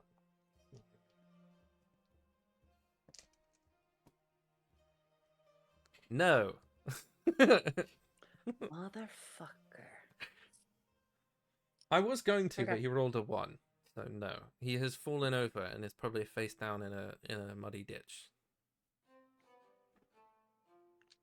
I'd like to check very quickly from like the doorway from the inn if I can see him. If he's like in a drunken stupor somewhere. Yeah, as you sort of open the door and you look around, there's like a small step that keeps the tavern away from the mud, because it's a very earthen settlement. And as you sort of like look left and right, you notice by the stairs, like face down in the mud, there's a very familiar looking figure. He's still alive, because you can see he's sort of like moving to like wipe his face. But yeah, I pickpocket him. give me a sleight of hand. I'm not doing it secretly. Okay. So you're just robbing him. Yes. Like he did with us. Yeah, you can rob him if you want to. Yeah. Go What on. do we get? You get 1 gold and 6 silver, because that's all he had on him. Do I get any questioning looks as I do this?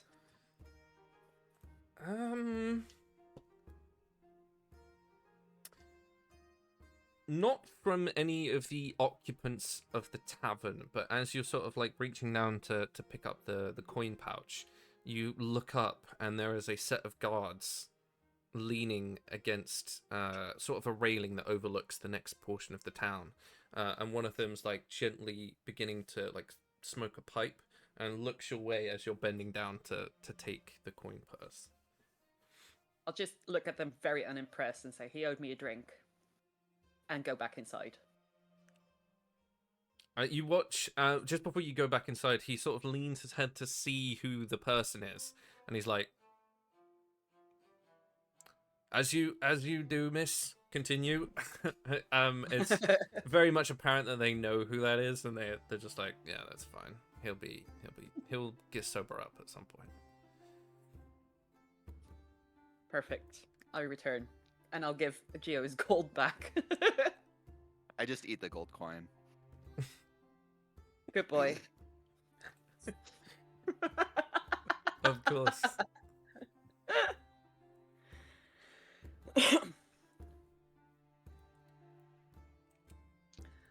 Yeah, I don't do anything else. I can do lots of shenanigans, but like I don't.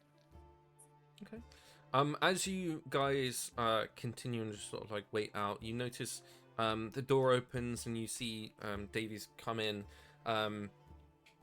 He walks over to the bar, begins talking with the tavern keeper, and about 10 minutes later, like a thick stew in wooden bowls all appears on your table.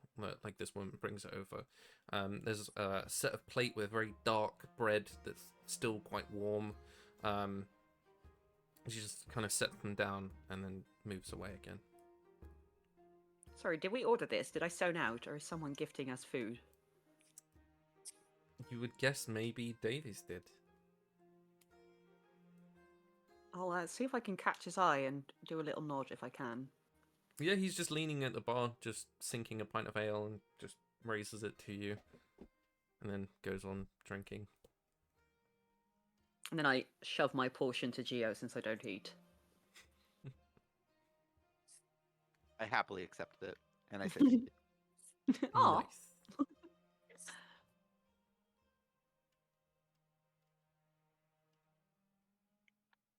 Okay. What are you guys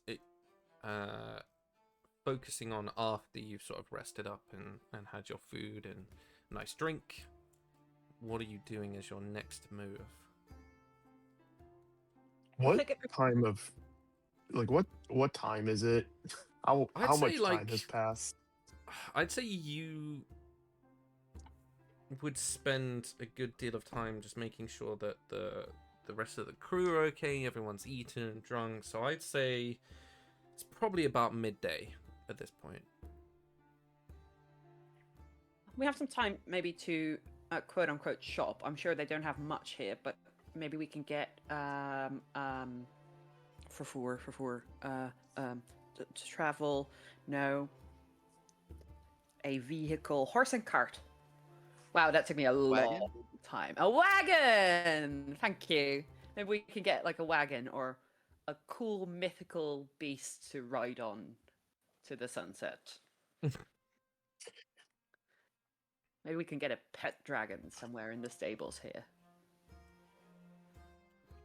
Or a donkey. That's fine.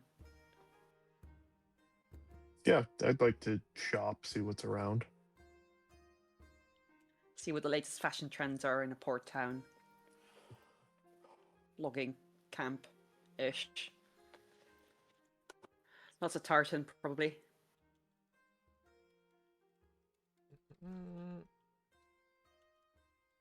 Or what's it? It's not specifically tartan, is it? The lumberjack shirts. What's that called? That pattern? Flannel? Flannel, yeah. Flannel is a material. Gingham, I think. Is it gingham? Gingham is the Plaid? much smaller squares. It's Is it plaid. plaid? Plaid? Plaid. Plaid? Plaid. It's plaid. Yes.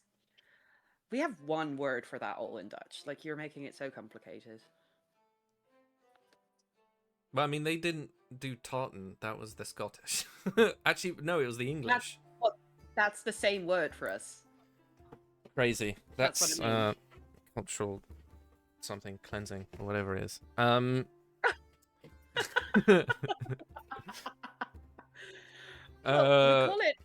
we call it Scottish squares, actually, Oh, that's cute. or Scottish diamonds, depending on how you translate it. Yeah. I was just about to go into why it exists, and I'm not going to go there. It's the English fault. It was our fault. We did it. I mean, what isn't? Yeah. That's a very true statement.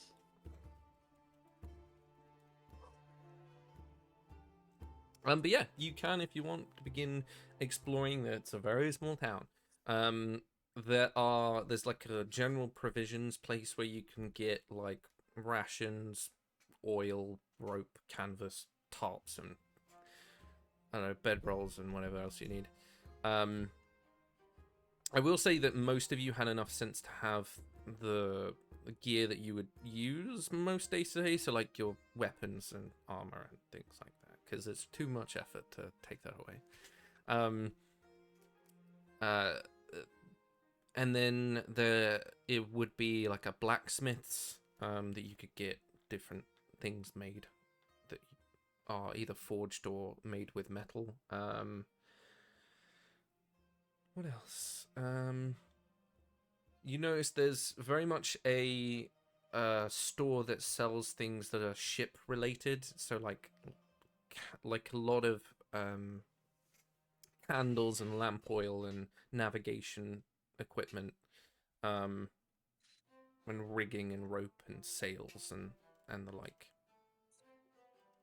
And then a herbalist. So like things that person that makes poultices and healing potions, things that dull pain and bitter teas and things like that.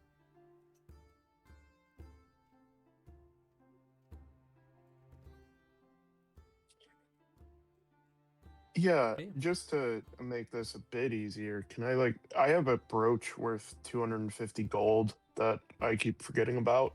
Mm-hmm. Can I trade that to like restock our rations, replace all the equipment, any equipment we would have lost? Absolutely, yeah. As you sort of explain this to this guy in the general store, he sees the brooch and is immediately like just nodding to anything that you say. It's just like, yes, absolutely. He takes you through a small door in the back, and it's another large sort of massive building with open windows that don't have any glass in them. And you see shelves of just more stock that they would replenish the store with, and he just lets you free reign to pick just general equipment that you might need. 250 gold is a lot to buy simple stuff, so you can get however much you want for that.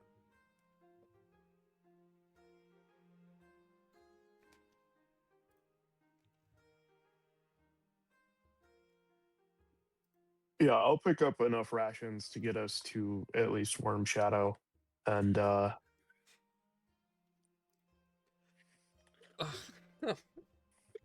did you draw a dick on the map? What? No, I would never. What are you talking about? Oh, that's How funny. dare you?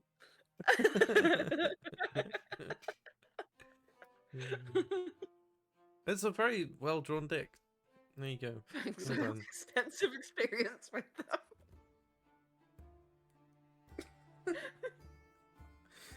them. Terrible. But yes, anything else that you guys want to sort of purchase or root around for? Are you still laughing at it? That's crazy.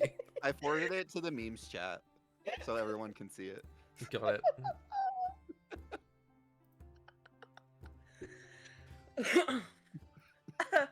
Sorry, I didn't mean to derail it. Only a little bit. Hey, the party member that's not here is the one that wanted a penis. So. Nice. That is true. Okay, anyway. Oof, okay. Sorry, what were we doing? Shopping. It was your suggestion as well. Oh right, yes, that's true. No, I just want a wagon, really. So I'm gonna ask around if they have stables.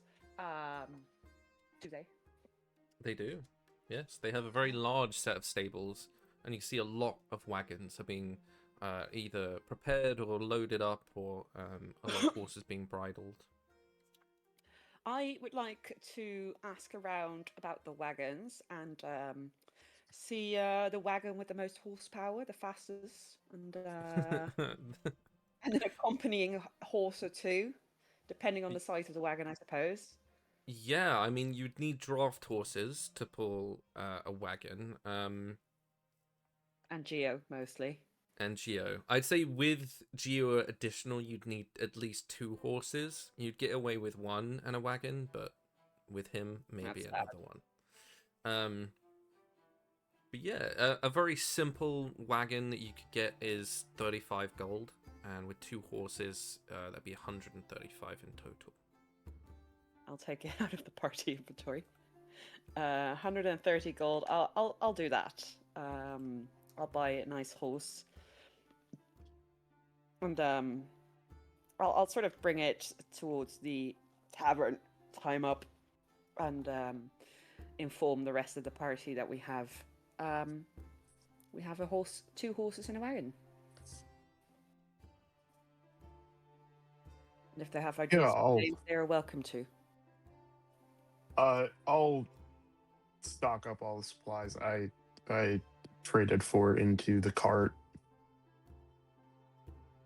Very nice. Yeah, you enough. Watch as you sort of bring the horses and the cart onto that main road. You watch Ku exit the back of a building and just begins like back and forth lifting more and more supplies, like a lot of rope and then like rations, and it's just slowly filling up this wagon with a bunch of stuff.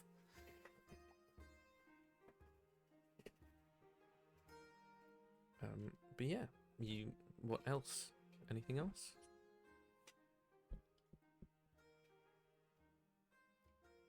Well, since we're here, I'll have a look if they have like a general store with. I'm not looking for anything in particular. I'm just curious if there's something that is nice to have, especially for me in terms of like maybe an AC boost. Not because I ever go down, but you know, could be nice.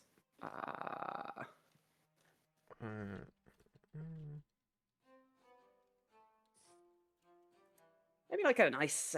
No, I can't attune with anything. From the best you can tell, they have no magic items in this town. Yeah. And I already have leather armor, and I can't wear anything better than that. So, they don't happen to have like a +1 leather armor. No, it's a very simple town. Damn. The guards, maybe you could kill a guard and nick theirs. Or Ooh, I don't know. I was looking for less like drastic measure. I could maybe talk a guard up, perhaps. I am a nice girl after all. hey, you have to steal their badge too. So Oh yeah, I'll work on that. I'm gonna find the guards' quarters. Okay, yeah, there is a like a you notice there seems to be a more greater contingent of them sort of grouping around this one building. And as you Like a approach, barrack. a bunch of them just like look your way. You notice that it varies what they're wearing. Some of them are wearing like plate armor. Some of them are wearing like a mismatch of armored gauntlets and like a plate chest plate and then leathers. Couple of them are wearing very expensive looking sort of like crafted leather armor that is slightly riveted and has different designs on them. It really depends on the person you're looking at. You would guess that this armor they may have either purchased themselves or have been given it or gifted it by someone else. Some of them look quite old, some of them look freshly made as well. Okay. I'll try and spot a guard who looks maybe a little bit fresh-faced, inexperienced, Okay. not too important, but does look like to have a nice armor. That is important. Oh no, I'm also hunting for a badge. I'll start with this guy. I'm like, hey, I'm sorry, we're new in town and we're going out on the road. I'm a little bit light on armor, and you're such a nice armor. How did you get it? Where did you? He sort of like sees you approach and he's like, thank you. It was gifted to me. Oh wow, that's awesome. So it's very, sentimental, I suppose. Yeah, it is actually. Yeah. Okay. Yeah. No, I get it. That's totally fine. Do you know where a girl might be able to get a better set of armor than I currently have? And I do sort of a like, because there's so many dangers out on the road, and I really can't defend myself that well, honestly. Well, that's what we're here for, my lady. Would you travel with us? I can't leave my post, unfortunately.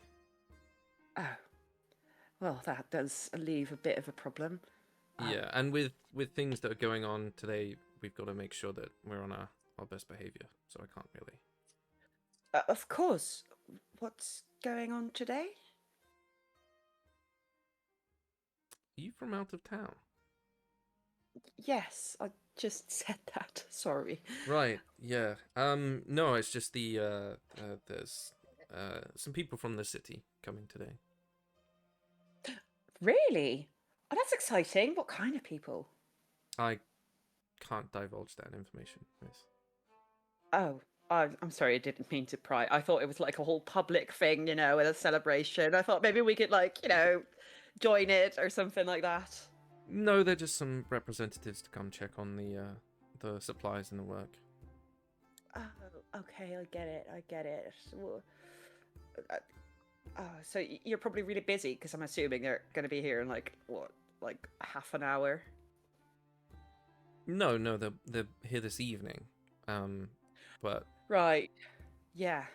Of course. Sorry, silly me. Okay, yeah. So no idea how I could maybe get a better set of armor. I would just hate to, die in a ditch out there. well, I mean, if you want to join us, I'm sure we have some armor that we could give you. Become a guard of this beautiful town. Yeah, I mean, it's not a fancy life, but it is nice and simple. Oh, I never really thought about taking up a guard's position. Do you think I could do that? Honestly, no. You look a little too skinny. Oh, well, thank you. I suppose something I could work on. Make me a persuasion roll as this is going on. We'll see how flirty you can get.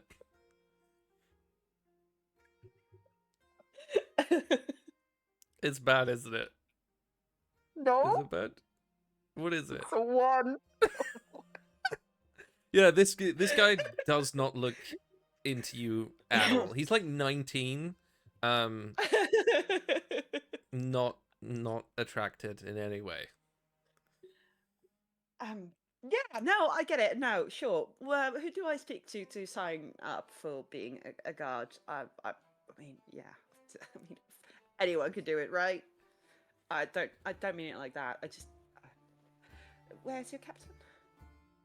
The watch commander, I think Yeah. he is probably, and he sort of like leans over and talks to one of them, and they're like, yeah, nods back, and he's like, yeah, no, he's out on patrol at the moment. Okay. I guess it'll have to wait. Okay. Yeah. Thank you. You could talk to Brenna if you want. She's like the, and he like points over, and inside you can see sitting at a desk is a early 50s woman, and seems to have very like collar, her like the jerkin of her shirt is like done up right to the top, and she seems to have incredible posture, even though she's writing. Her head barely moves downwards, and just sort of points her out. I like look at her and sort of gauge how likely I am to seduce her. Probably not. I'm like, yeah. Well, you never know. I'll talk to her. Yes, definitely. Oh, I'm gonna try. Don't worry. I'm gonna try. I just don't have high hopes. Yeah, as you they do let you pass and sort of inwards, and you see there is some form of like office with like a barred window with a small slot that you can talk and pass things through, and she's sitting at the desk and is finishing off writing something as you approach, and like looks up. You can see like half moon spectacles on her nose. She looks up at you. Hi. I would like to be a guard.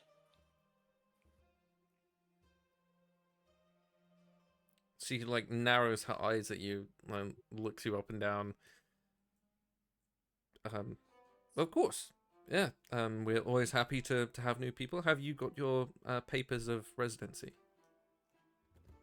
No, we crashed on shore, and I'm very far away from home, actually. Right. Is it? Do I need to be a resident to be a guard? Well, you have to have some address that you can be contacted at. Yes. Oh, well, I have an address. It's just not here. Is that a problem? Are you planning on staying? Yeah, if I'm going to be a guard, absolutely. Make me a. Are you going to be guard? No, of course not. That's That's a a full-on deception. deception. Yeah, make me a deception roll. I was like, I'm not sure where this is going. I'm so convincing. That's a nat 20. Woo-hoo-hoo. From a 1 she's to a like- nat 20.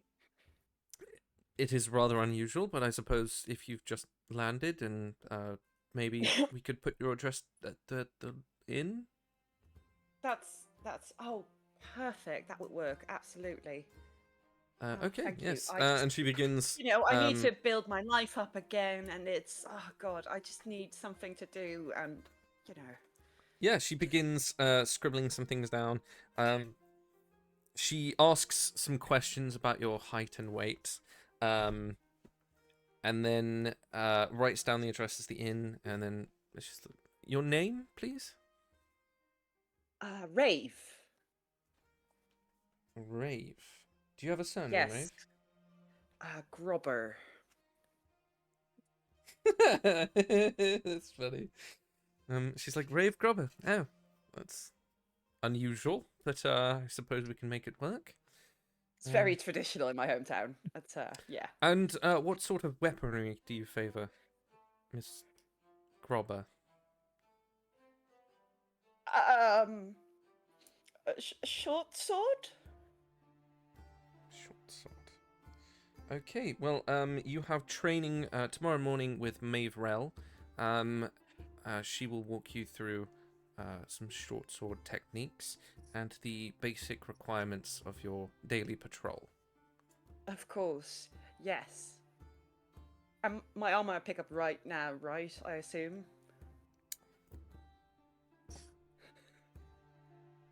With a natural 20, she's like, you see, she like looks you up and down, and there's like a small blush, and she's like, well, Corin isn't here at the moment, so there's no one to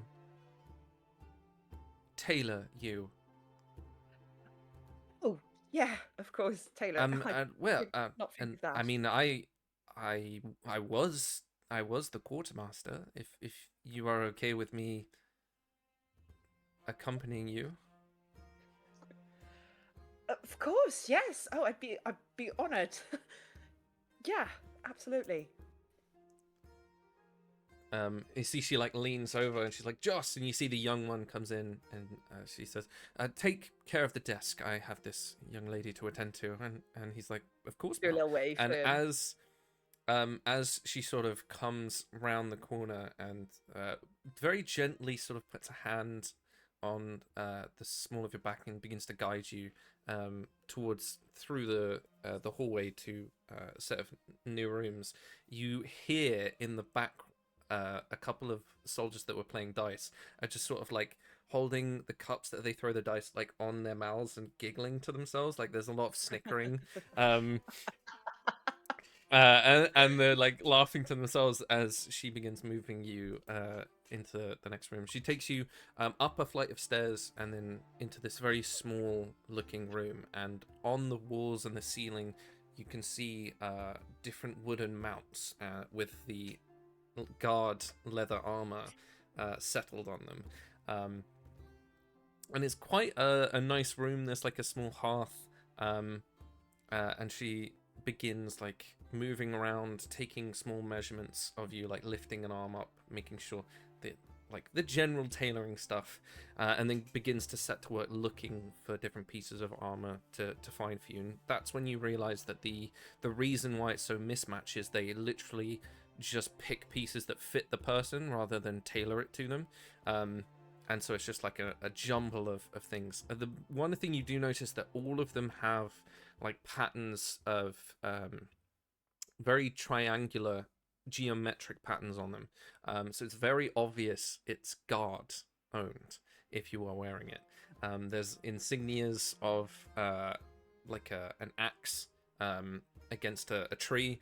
On the breastplate that she brings you is like this beautifully ornate leather piece, and she's like, we haven't had someone as slight and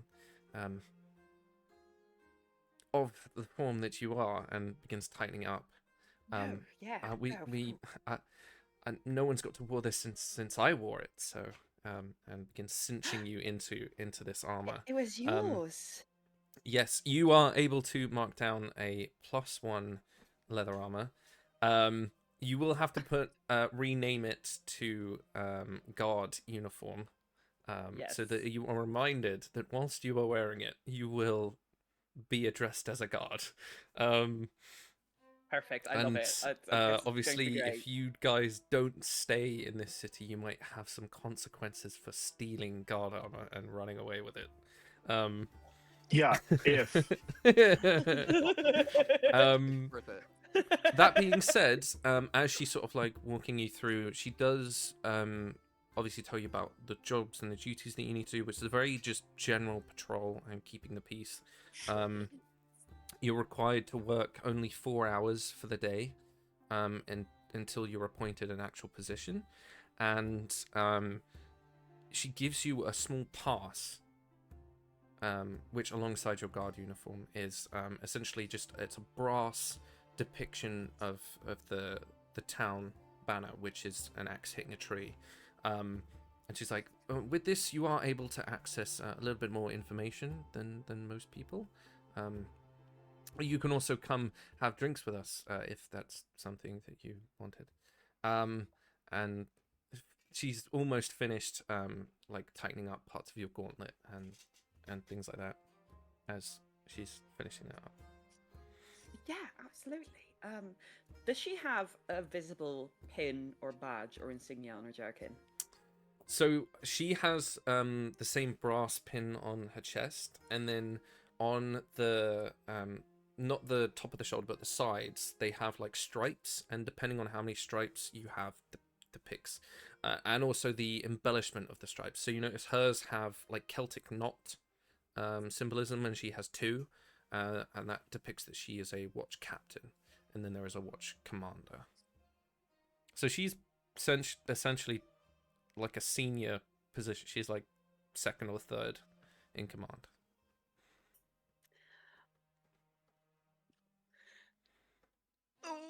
Um.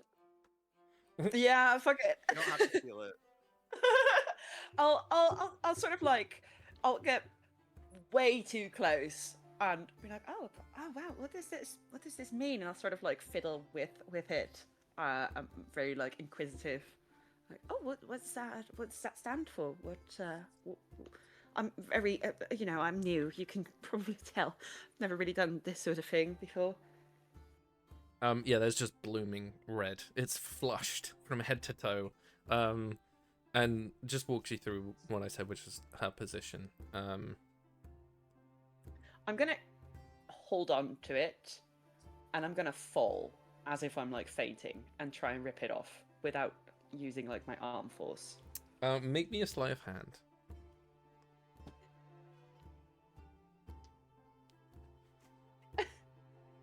I have a +5.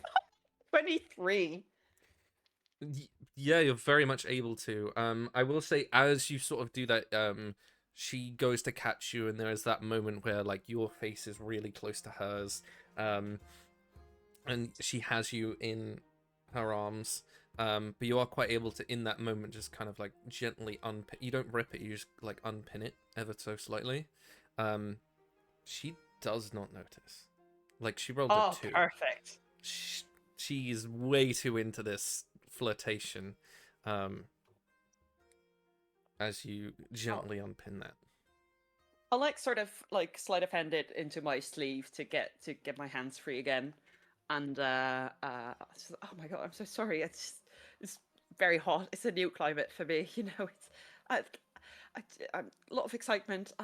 Sorry, and I'll sort of like gather myself again and be very I don't know, blushing and shy-ish. Well, Or if you do want to catch drinks, I'll be there. That's We have to awesome. attend to the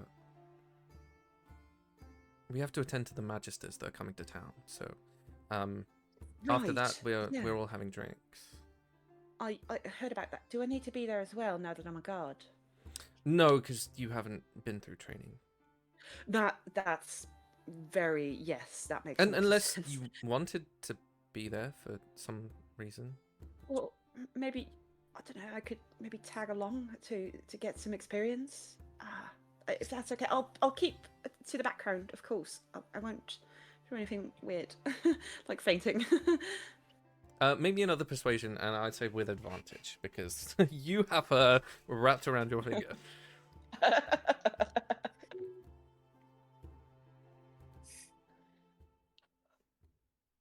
13 with advantage. She's like, you are sweet, but sadly not. No, absolutely no. Sorry, stupid suggestion. I'll go, and I'll be there for training tomorrow. I'm very excited. Great. And I'll come and get drinks tonight. What time approximately do you think the guards, all of us will be done? Oh, sometime in the late evening, I guess. Okay, yeah. Yeah. Cool. I'll be there. And I'll And leave. you leave, you walk past, you can still see that the two playing dice are like, they're purple, they're like pissing themselves. And as you walk past, they're like, nod their head. You notice Colleagues? one of them's like, well, you know, she's gonna get special treatment. And the other one's, stop it.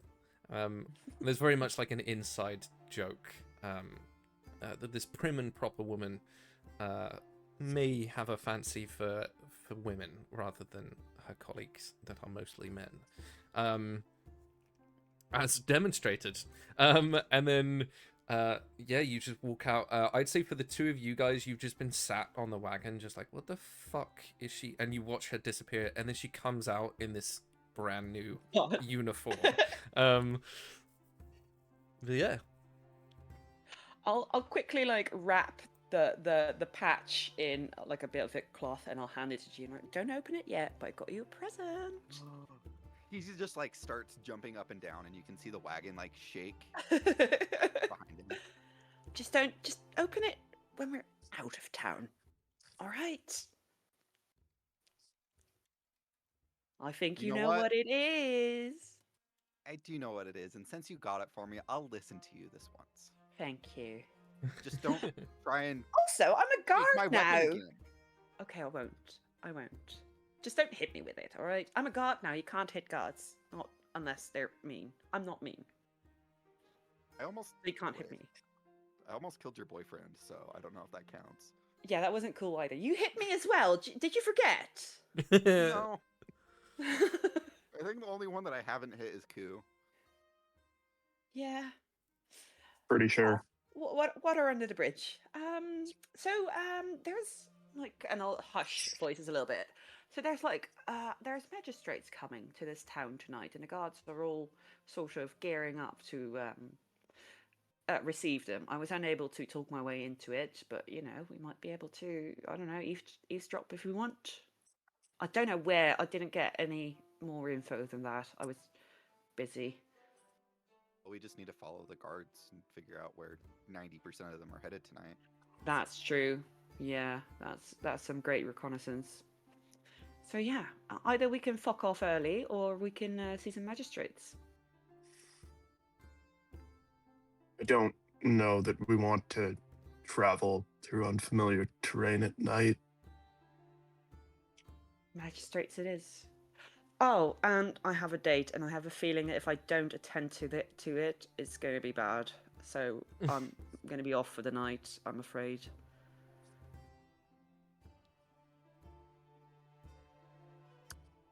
That tracks.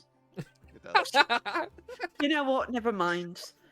Let's find magistrate people. Oh, that's hilarious. Okay. Yeah, I'm done. I have a +1 armor. All of that for just a +1 armor. Hey, it comes in handy. That's all I'm saying. It does. My armor class is back up to a whole 15. Can I perch up somewhere near one of the near the main entrance to town so I can try to catch when the magisters come in? Absolutely, yeah. You sort of I see you don't take the horse and cart, you just take a gentle walk to the outskirts back to where these logging spurs are with the shacks and stuff, and you're quite easy to find like a barn that's a little bit bigger, and you clamber up onto the roof and just take a little bit of a seated position, sort of like leaning against part of an old chimney stack that it means that you can't be seen that you're a person sitting on a roof. It just looks like it's just another piece of the chimney that you're just up against. Yeah, and is there anything you guys want to do to sort of pass the time as you're waiting for this? Because we're still about 2 o'clock, and they said they were coming in the evening.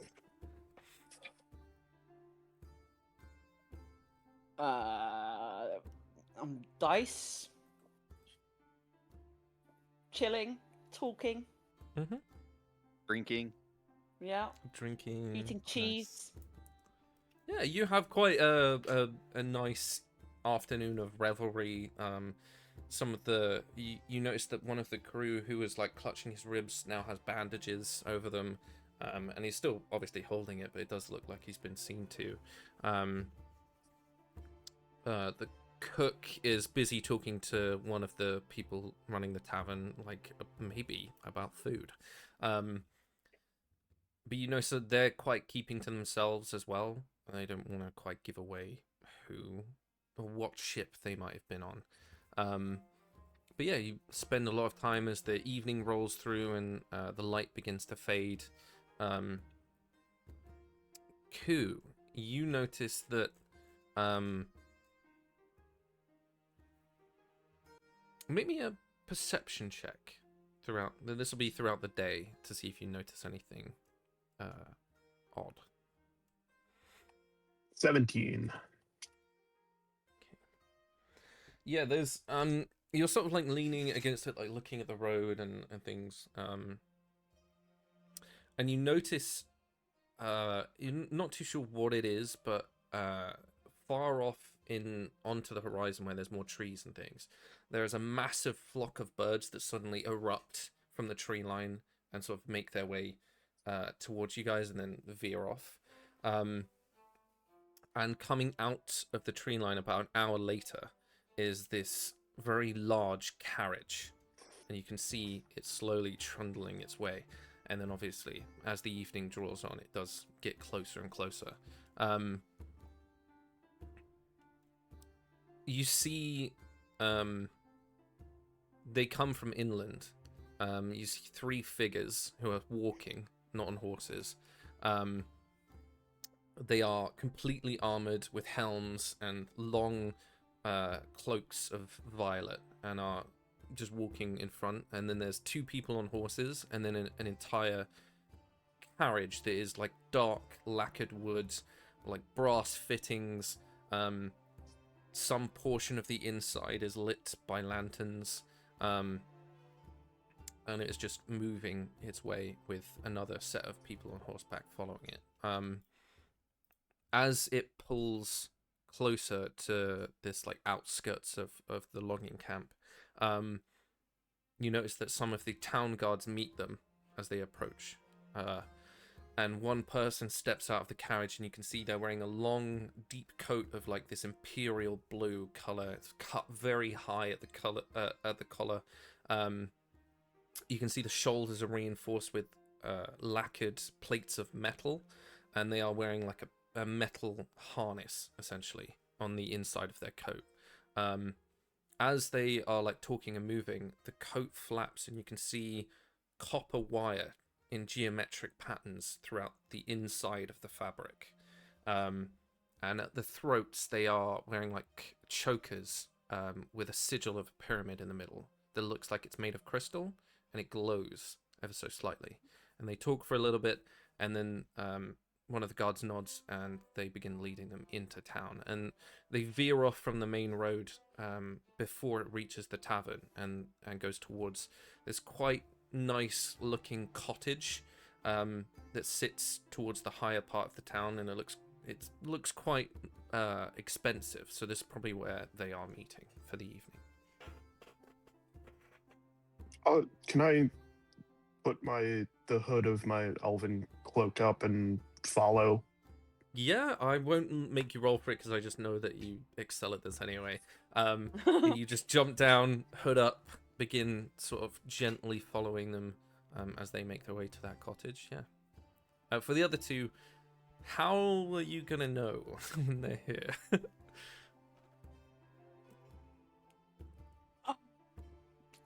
I guess hanging out near like the barracks and being like looking at indeed what Geo suggested when the guards are getting out.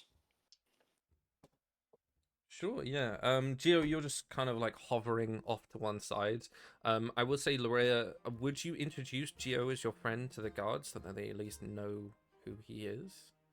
Yes, I Okay. think that would be best if I Yeah, don't and- pretend that I don't know him. Let me roll and see. Because Yeah, I did you say make- that I crashed here. Yeah, you make very good friends with Joss, the really young guy. As well as a man named Old Tom, who is sort of like, he should be retired. He's like late 60s. And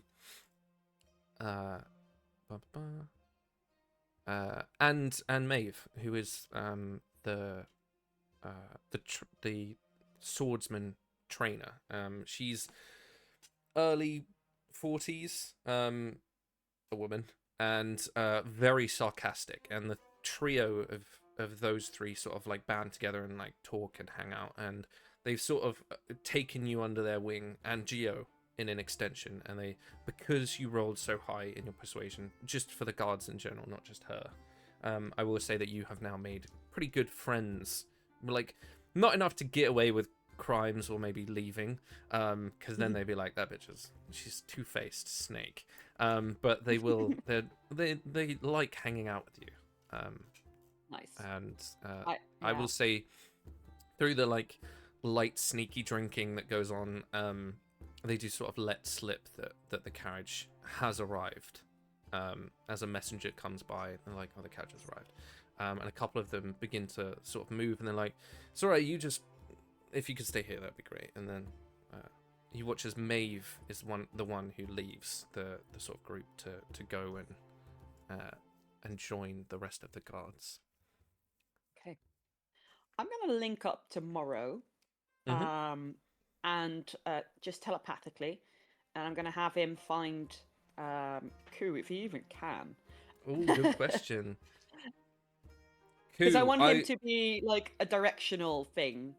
Yeah, so Ku, you are a ghost, but you have a very high passive perception, so you know what Morrow's a big raven, so you know what he looks like, and I would say even like the tips of his wings slightly violet, so you can tell that this is not a coastal bird, and ravens shouldn't be here. So you know when you see him in the sky, you can sort of like give an indication of where you are whilst maintaining your stealth. That's not an issue. Yeah, I'll like catch some light on a mirror or something that I'm sure I have, Cool. and Yeah. you know, shine it up at Moro so he knows where I am. March crashes. Like a laser pointer as a Yeah, plane. yeah. What I'll instruct Morrow to do is to find Ku and to keep track of where Maeve is going and to give sort of directions. And I know he can't talk, but make like swoops in a direction to signal to Ku. Cool. Yeah. I mean, Ku knows to just where stay in the the Magisters air. are. Yeah, yeah. Yeah. Cool. Very able for you to do. How are you and Geo getting away from the rest of the guards? Well, I'll say something like, well, since I'm not really on duty yet, and my training is tomorrow, I think we might just have a drink. What about you? And I'll look to Geo. I've been drinking this whole time. I'm already drunk, so. I knew I love this guy. This guy's the best. And he like gives you another one. I was like, yeah, and he just drinks it all and then eats the cup. Such a cool party trick. Well. Yeah, and you It's not a guys. trick. I actually ate it. Oh, you guys veer off. Do you actually go down to the tavern, turn through an alley, and then just come back on yourselves and make your way Yes. back around to the? We do. You We link do up want to with make it look Ku. like we go to the top. Yeah, you link up with Ku. How far away from this cottage do you think Ku is at the moment? Is it enough to keep an eye line on, or are you wanting to sort of listen in? Yeah, I'm trying to fully eavesdrop. Okay. How would Ku go about catching the conversation? Like, where would you put yourself? Are you trying to enter the building? Are you trying to like sit under a windowsill? What Yeah, would be the goal? it'd be like sitting under a windowsill or like hiding in a, if they have a garden, hiding, in a bush or something that they have to, Okay, yeah, Samwise not, Gamgee it. Nice. not, yeah, not full enter, but, not be as close to the cottage as I can get. Okay, yeah. Make me your stealth check for that one. And for the other two, you can see Ku is sort of knelt near these lovely, hydrangeas. And there is an open window that he's sort of like leaning against the stone wall. As the two of you guys approach, how are you going to orientate yourselves? I'm drunk, so I'm going to barge in and not care. I'm gonna stay back a little bit, and I'm gonna have Morrow perch up, and I'll look through his eyes Okay. and ears. I'm gonna do it a little bit hidden because it looks scary. I forgot about that. I Okay. just established that The this two of session. you guys watch as Geo sort of like slightly staggers, making a beeline for the front door. I'm not intervening. Okay. I'm not intervening. I'm staying the fuck back. Okay. That is a 27. Perfect. Yeah. No one noticed. Oh, well. A 27 though, beating that.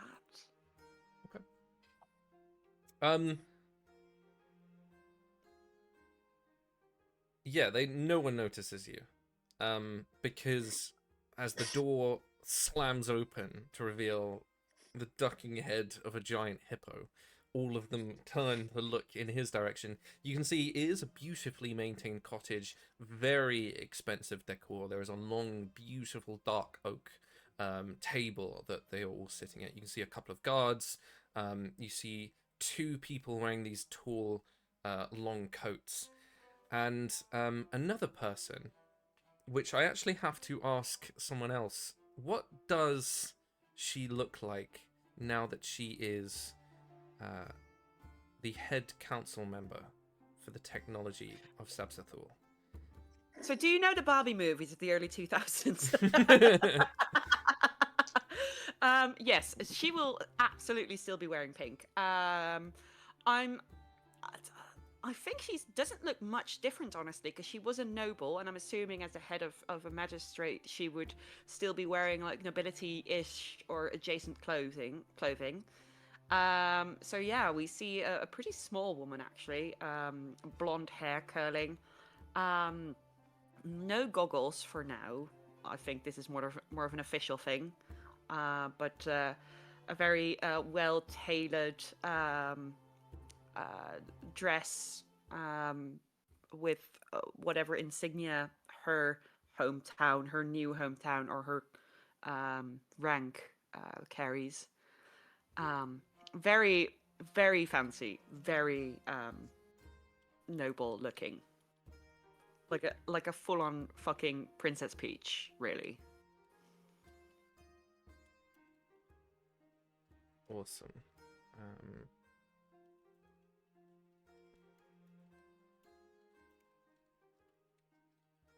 And a weirdly commanding aura, despite being a fucking tiny girl. Yeah, so alongside some more people in armor, the one who does sort of like catch your eye is this she's wearing like Emerald said, this ostentatious but very tailored and corseted outfit. You notice that in amongst the pink there is that same gold, hers a gold threaded circuit geometrical filament in a bunch of it around the bust area. A lot of crystals and sort of shiny accoutrements that are catching the firelight. She has, very much like the others, a sigil brooch. Hers is lace, and it looks like lace, but it's made of metal. It's like this deep, beautiful silver steel, and then a layered crystal, the same with the others. And all of the heads just turn your way as you enter. What would you like to do, Geo? We're like, oh, I'm sorry. I was trying to follow this person named Maeve. She's apparently really good at fighting, and I wanted her to fight me. You see, So I Maeve. didn't mean to interrupt whatever this is. I just... Make me a persuasion roll, please. Or deception, depending on which one you want to sort of lean on. Because I think you have advantage on one of them. I'm thinking.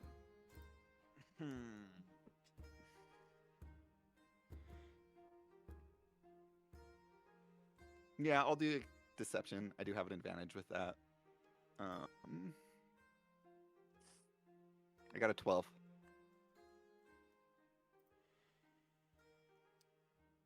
Interesting. I know Maeve knows who I am, so I can't make too Yeah, much you stuff watch up. as Maeve immediately stands up. She's like, I am so sorry, like looking at the rest of them. She believes you. Mirabelle is sat at the table, and you know she's like ever so slightly touching the collar and like really looking at you as she's doing it. Can you make a wisdom saving throw, please? Yeah.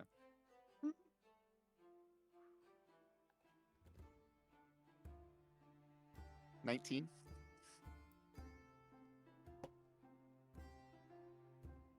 Okay.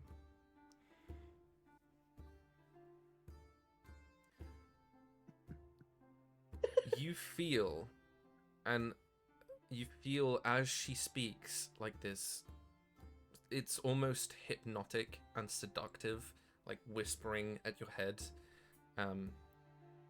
just telling you to leave. That's all. But in amongst, as it begins to like pierce your mind, you can hear Alistair, and he's like, excuse me, I'm here first. And you just feel it being rebounded backwards as like dreadfall on your back. You feel like a warmth just like ebb outwards. There is a noticeable look of surprise on her face as she's like very confused as to why it didn't work. So you have an option to make it look like it worked because she's not sure. Or if you want to continue your course of action with whatever this is, you may do so. I'm not going to listen to her, but instead I'll sit down, close the door behind me, and then just be like, you guys can continue. I'll just be here. And I'll like have a drink that I just carried with me and start drinking again. I'll leave when she leaves so we can fight. And she like looks at Maeve. This isn't something we can have in company. I am gonna ask you to leave if that's possible, sir. Why can't I know what's going on? I tire of this.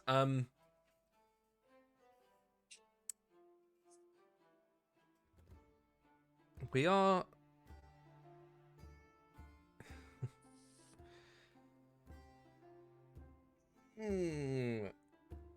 I need you to make a dexterity saving throw for me. 12. Okay.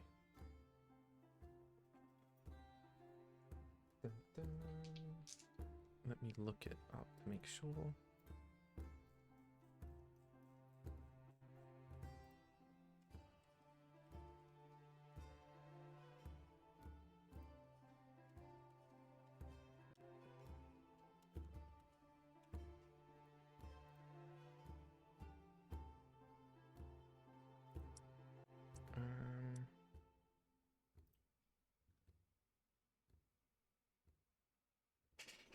Yeah, so I'm gonna cast this at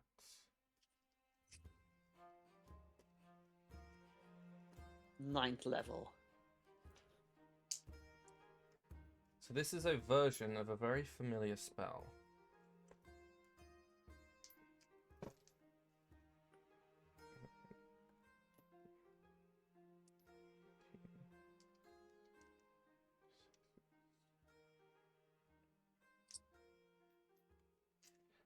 You take 28 points of slashing damage as you are you watch as she says, I'm tired of this. She sort of places her hand at the choker and flicks her wrist. And Geo, I'd say for the other two, as you are sort of poised outside, you watch as Geo's form comes crashing through one of the windows, flying about 50 feet backwards, hitting the side of a nearby wall, like a low cottage, like low stone wall, and just like slamming into it. Defenestration. It is a version of defenestration, yes. And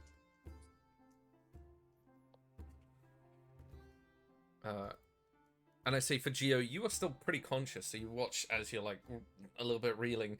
You watch as she sort of like dusts her hands off, and then moves her hands again, and all of the stones and the glass immediately begin to retract themselves back in and begin to build themselves back up into the cottage.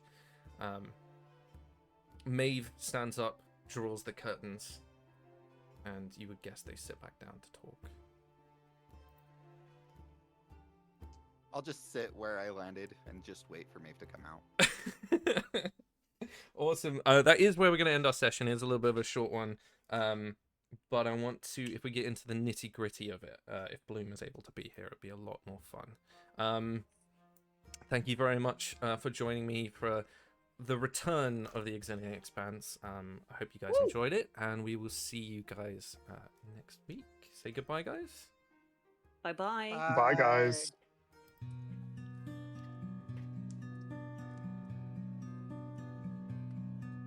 Eternity's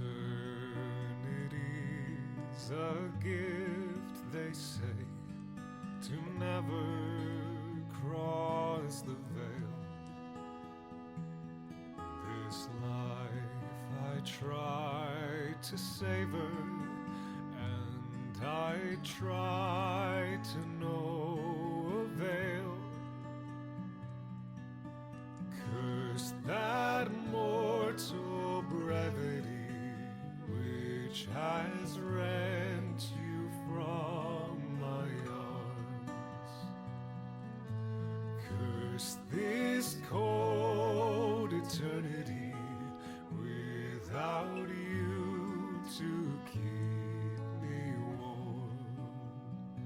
Your never-ending elegy is a ballad with no melody, as empty as I. Now you've passed me by. A blessing, no, a malady.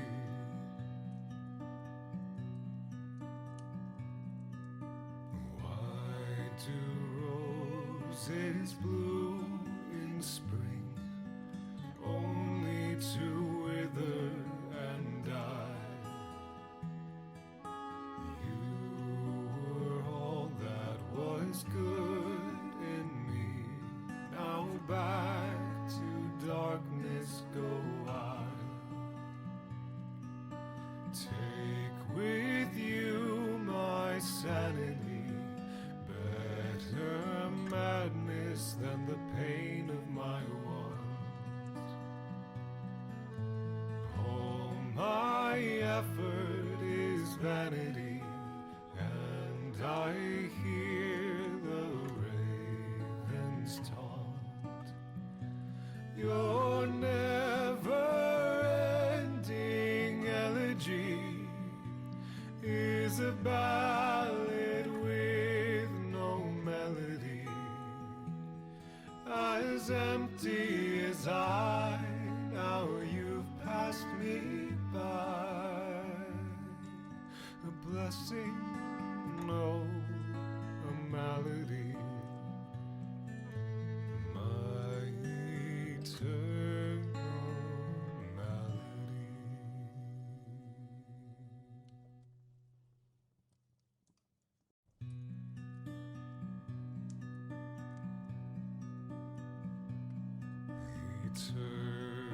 Eternity's a gift, they say, to never cross the veil.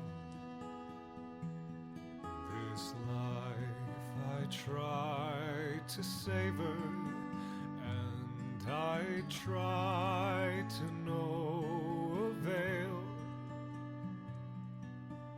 Curse that mortal brevity which has rent you from my arms.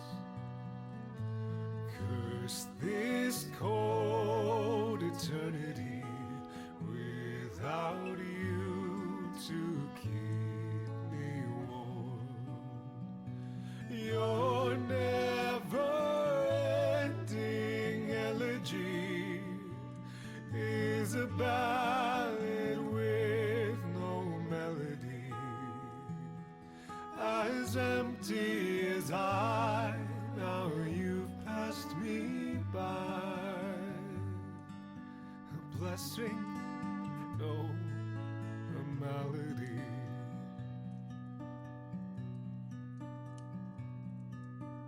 Why do roses bloom in spring, only to wither and die?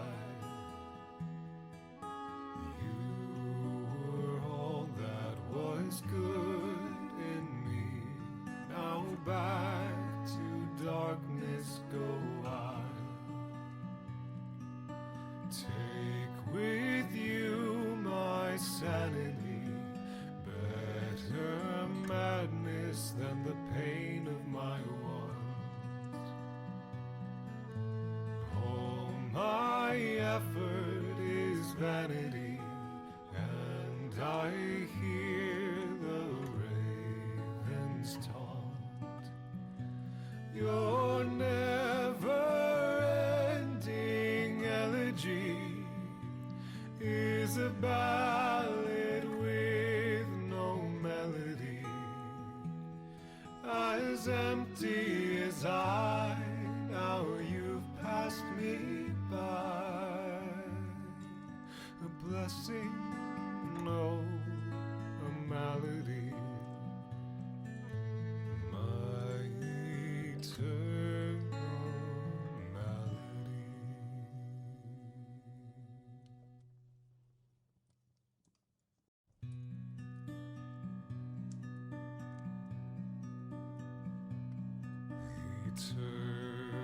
Eternity's a gift, they say, to never